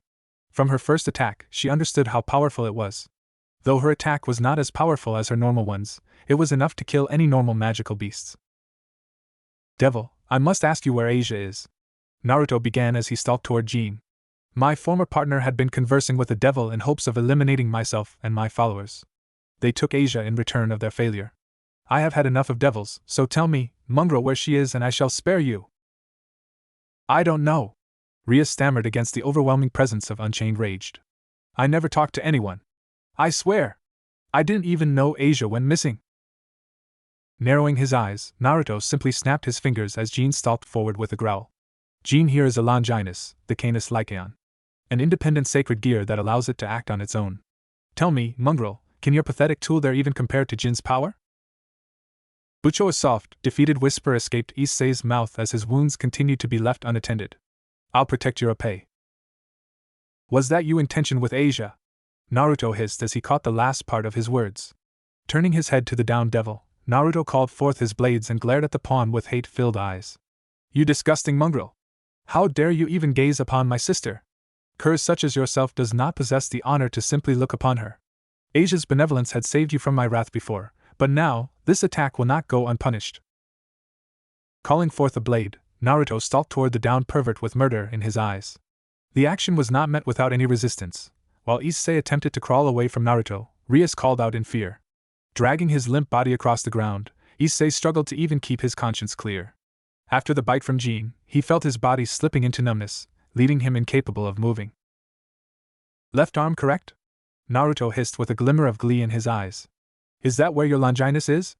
Asia told me about your sacred gear. I wasn't planning on killing, but your perverse words disgraced my beloved sister's image. Such words cannot be left unpunished. Issei, no! Rias cried out as tears threatened to fall. Please run! Without a moment of hesitation, Naruto brought the blade up and sliced the arm right off, leaving behind a wave of blood running out of what was left of the pervert's arm.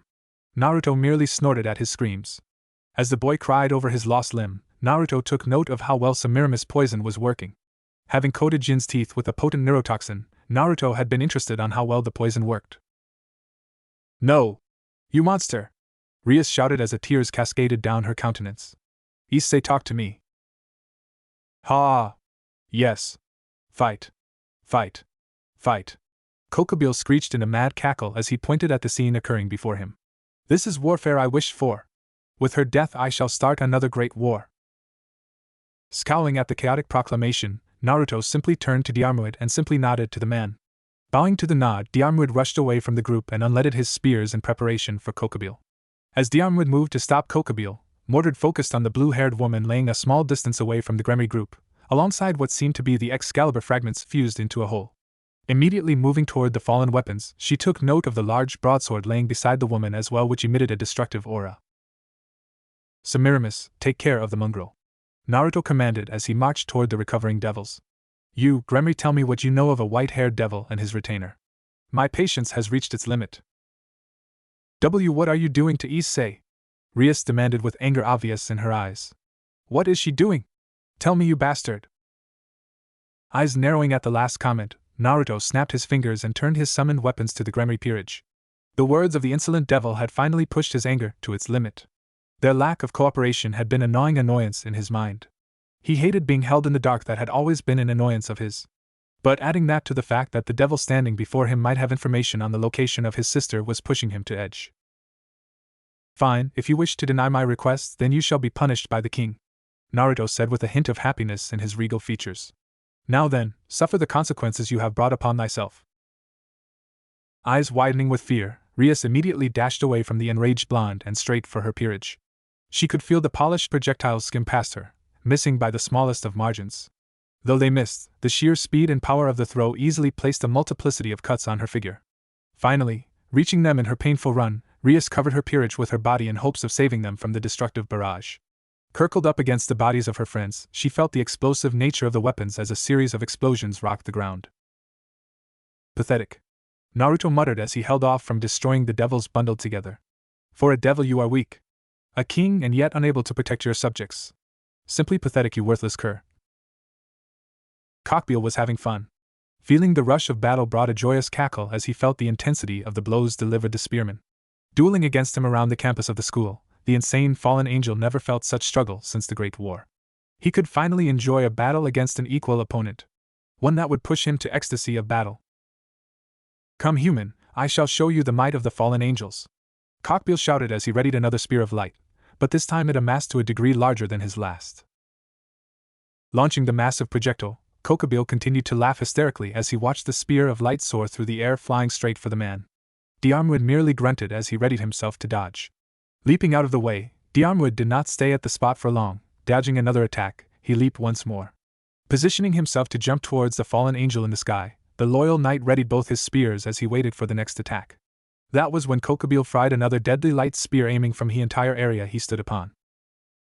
Your days are over, Kokubile. By my honor as the loyal servant of Lord Naruto Uzumaki, I will slay all that oppose him. Diarmuid called out as he sliced through a light spear and charged. Brace yourself, today I shall slay you. Don't make me laugh, human. I am a fallen angel, we are the greatest of the three biblical factions. You are nothing but a mere human severing under a pathetic lord. Kokubile replied as he sent more and more light spears down.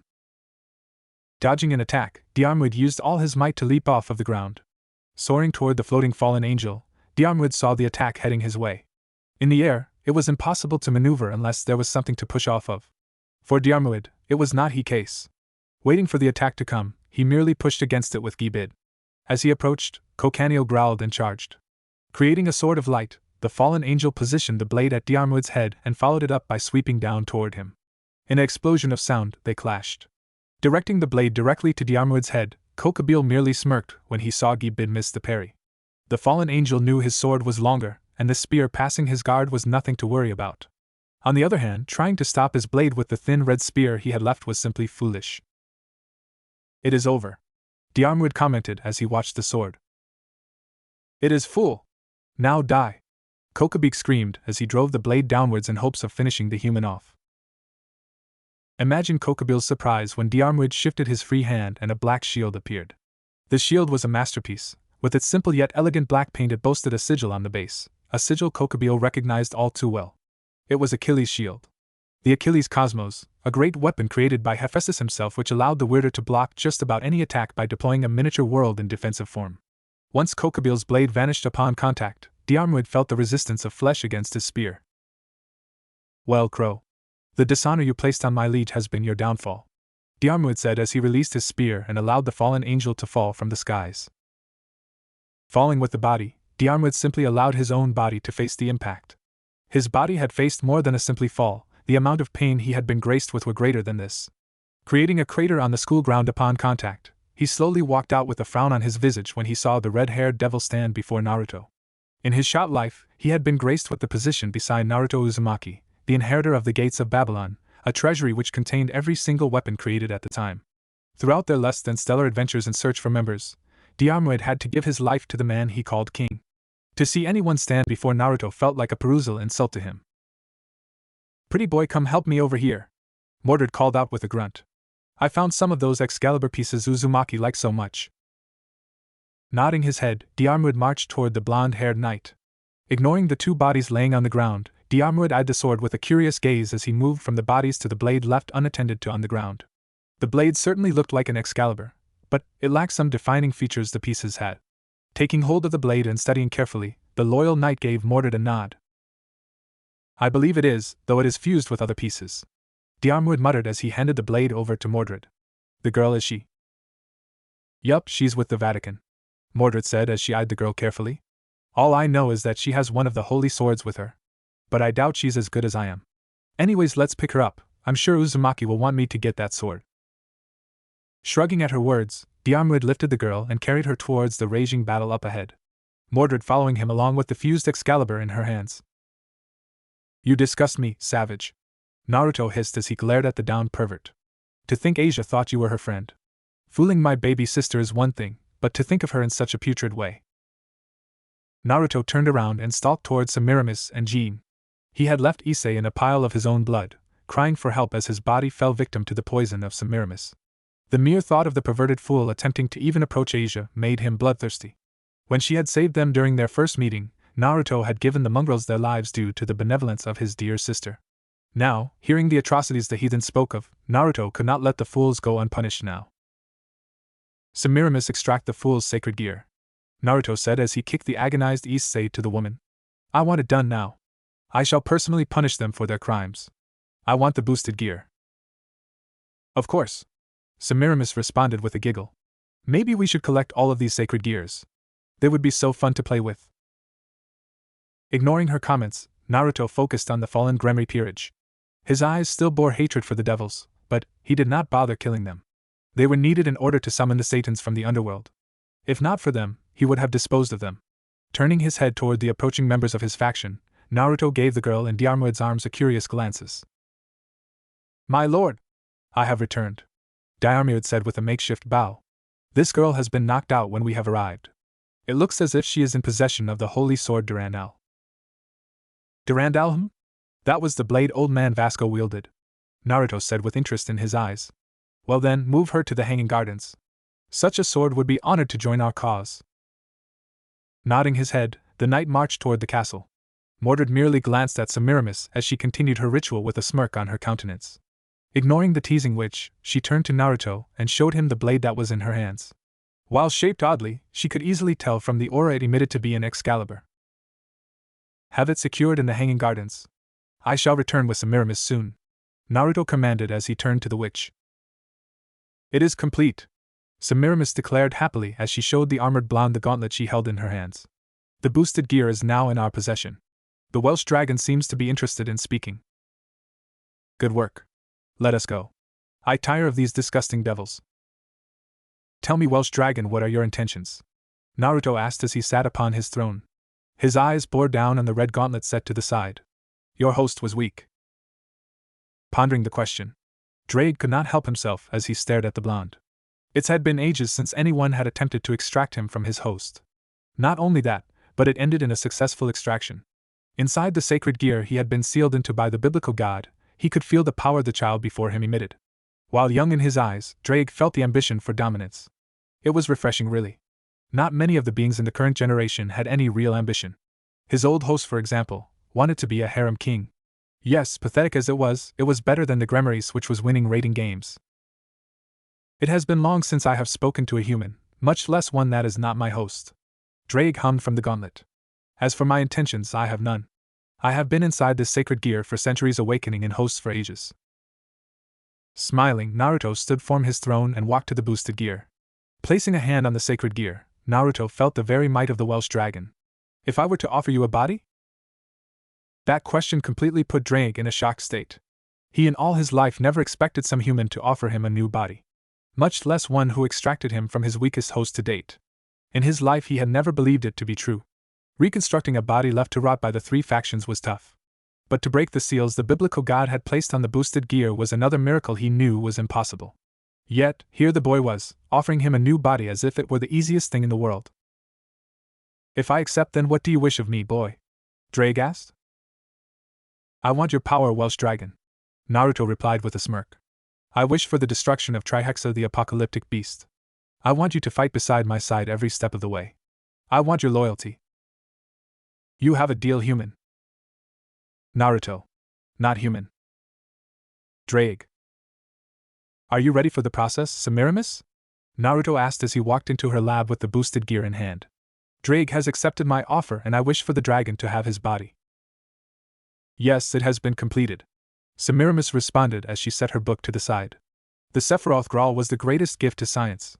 Its powers are out of the world, allowing the user to know every aspect of life, simply amazing.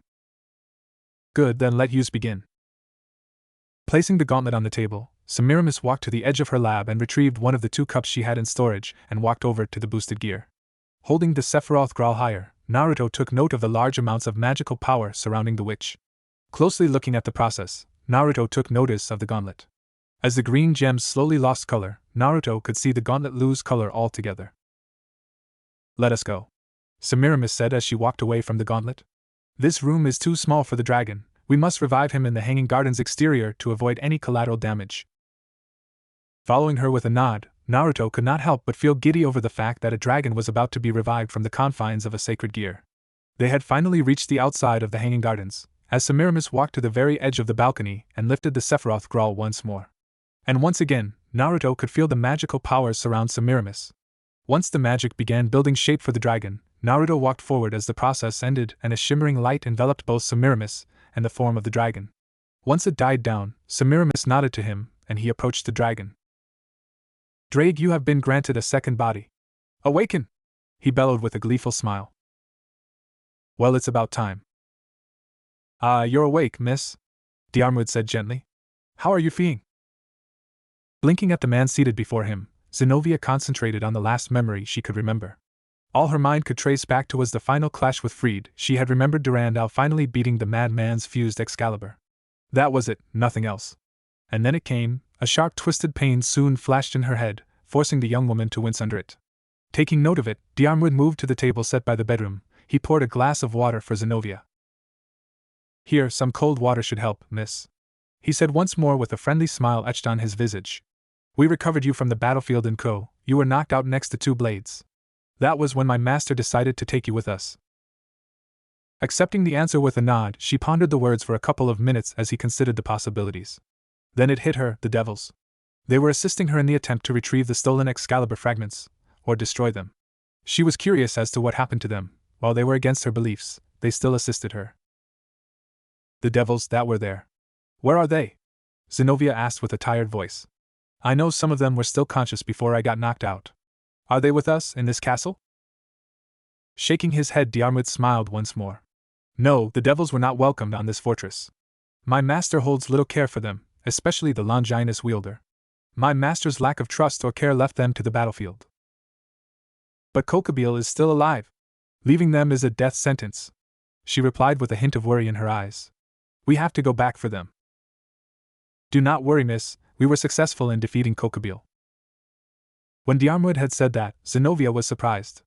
Even with the combined might of her and the rest of the Grimiri peerage, they were still unable to do anything to the fallen angel. Not only that, but from the looks of it, they did not have many injured either. As she pondered the information, Zenobia felt her stomach growl. Blinking at it for a moment, she then turned to the man that had been caring for her. I shall get you food now, miss. Do you have any specific requests? And no, My apologies, miss. I am Diarmuid Ue Dubni, faithful knight to my liege lord Naruto Uzumaki. I shall be taking care of you until you recover. Zenobia Quarta exorcist for the Catholic Church. Turning toward the door, Diarmuid gave the recovering woman a smile before walking out of the room, heading straight for the kitchens in search of food for the newest guest in the Hanging Gardens. As he walked, he pondered the power of the sword Durandal. In great hands, the blade had been one of the most powerful blades made by man. He was indeed curious about the skill of the blue-haired woman. The Hanging Gardens were a magnificent sight. It was breathtaking, a floating fortress that seemed more like a doomsday weapon than a regular building. While odd in shape, the design was spectacular. With a multiplicity of rooms built inside, the Hanging Gardens boasted a grand army of dragon-toothed warriors as a line of defense against the enemies foolish enough to oppose the Hanging Gardens. It had been home for the hero faction for some time now, a home which could move and destroy opposition, but still home. It's wonderful, is it now? Semiramis asked aloud with a stunning smile etched across his countenance. I believe it is my greatest creation. What do you think, fallen angel? The question forced the tall man with a set of 12 midnight black wings to stop admiring the oddly charming fortress. Turning his head toward the progenitor of the voice with a charming smile. Surprised by the looks of the woman he came face to face with, the man could not believe his eyes. In his eyes, Semiramis was simply outstanding. With the grace and looks of royalty, the woman's enchanting voice and her breathtaking glances simply pushed her beauty to new levels which surprised even Azazel. This is your creation? Azazel asked with his smile growing with every glance he made on the young woman. I never expected a woman of such beauty to construct such a fortress. Giggling at his flirtatious remarks, Semiramis decided to indulge the man in her charms. Allowing the fallen angel to flirt with her was simply enjoyable to some degree. Flirting lacked in the hero faction. She enjoyed a great deal of fun when she teased the men she met, pulling their strings and controlling them with mere looks and laughs. The fallen angel ate her flirty actions right up as she continued to play her charms. I'm Azazel, Governor General of Grigori, Azazel said as he extends his hand for a shake. May I have the honor of asking the beauty standing before me her name? Semiramis, advisor to the King of Heroes Naruto Uzumaki. She replied with a bewitching smile stretching across her features. But I must go. Conversing with fallen angels are frowned upon by my little group. Be careful, Azazel, my king has a legendary rage. The last one who spied on us was executed by the king himself. Why tell me this, Semiramis? Azazel replied with a fake smile stretching across his countenance. Before he even received his answer, the woman vanished in a flurry of doves. Like the flirtatious woman, the castle which occupied the space too vanished. Even with his own magical power, he did not find a trace of the two. For Rias, she was terrified. Her entire peerage were in the infirmary recovering from their wounds they sustained during the last battle.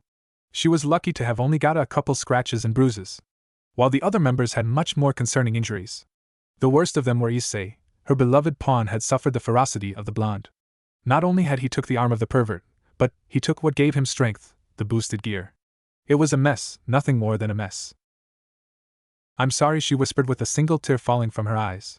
They were more than we could handle. You shouldn't have fought him like that, he's greater than all of us combined. During her tearful apology, Rias caught the sight of the crimson glow of a magic circle filled the room. As the circle shimmered, two people stepped out of it. Wiping her eyes to the best of her ability, she stared at a tall crimson-haired man garbed in a series of armored robes. The silver-haired woman wearing the uniform of a maid followed the crimson-haired such man. Big Brother, Rias cried out as tears began falling. They were so. Taking one big step, the crimson-haired man wrapped his arms around Rias as he whispered sweet nothings to the girl. He knew of the situation. That had been why Grafia and her made their way to Ko in the first place. Kokabeel had been one of the reasons he had decided to visit Ko, but he had secretly wanted to visit his beloved sister. Now, he found her in the infirmary room crying over her defeated peerage. Simply thinking about it infuriated him. Thinking of anyone hurting his sister brought a bloodthirsty rage out. He was Surzek's Lucifer, the one who inherited the title of Lucifer due to his overwhelming control with his power. Where are they now? Surzek asked as he gave the girl a comforting pat on the back. I need to know, Rias. Last time I saw them were when they extracted Issei's boosted gear. They were near Ko Academy, that's all I know. Rias replied with a sniff. Big Brother, please, there were so many of them. All I need to know now is how they look, he said once more. Accepting his words, Rias went on to describe the images of the attackers, more so on Naruto than anyone else. Sharing a glance with his wife, Surzek let the girl out of his hug and passed her to Grafia. He was angry. That was not enough to describe his rage. Stepping back from his beloved sister, Sitsex marched out of the school with fire burning in his eyes. There were ages things in the world which infuriated him, people who refused the diplomatic way of speaking through issues and scoundrels who made his sister cry. He was glad Graphia did not accompany him. A small part of him called for the use of all his might in order to make the attacker suffer.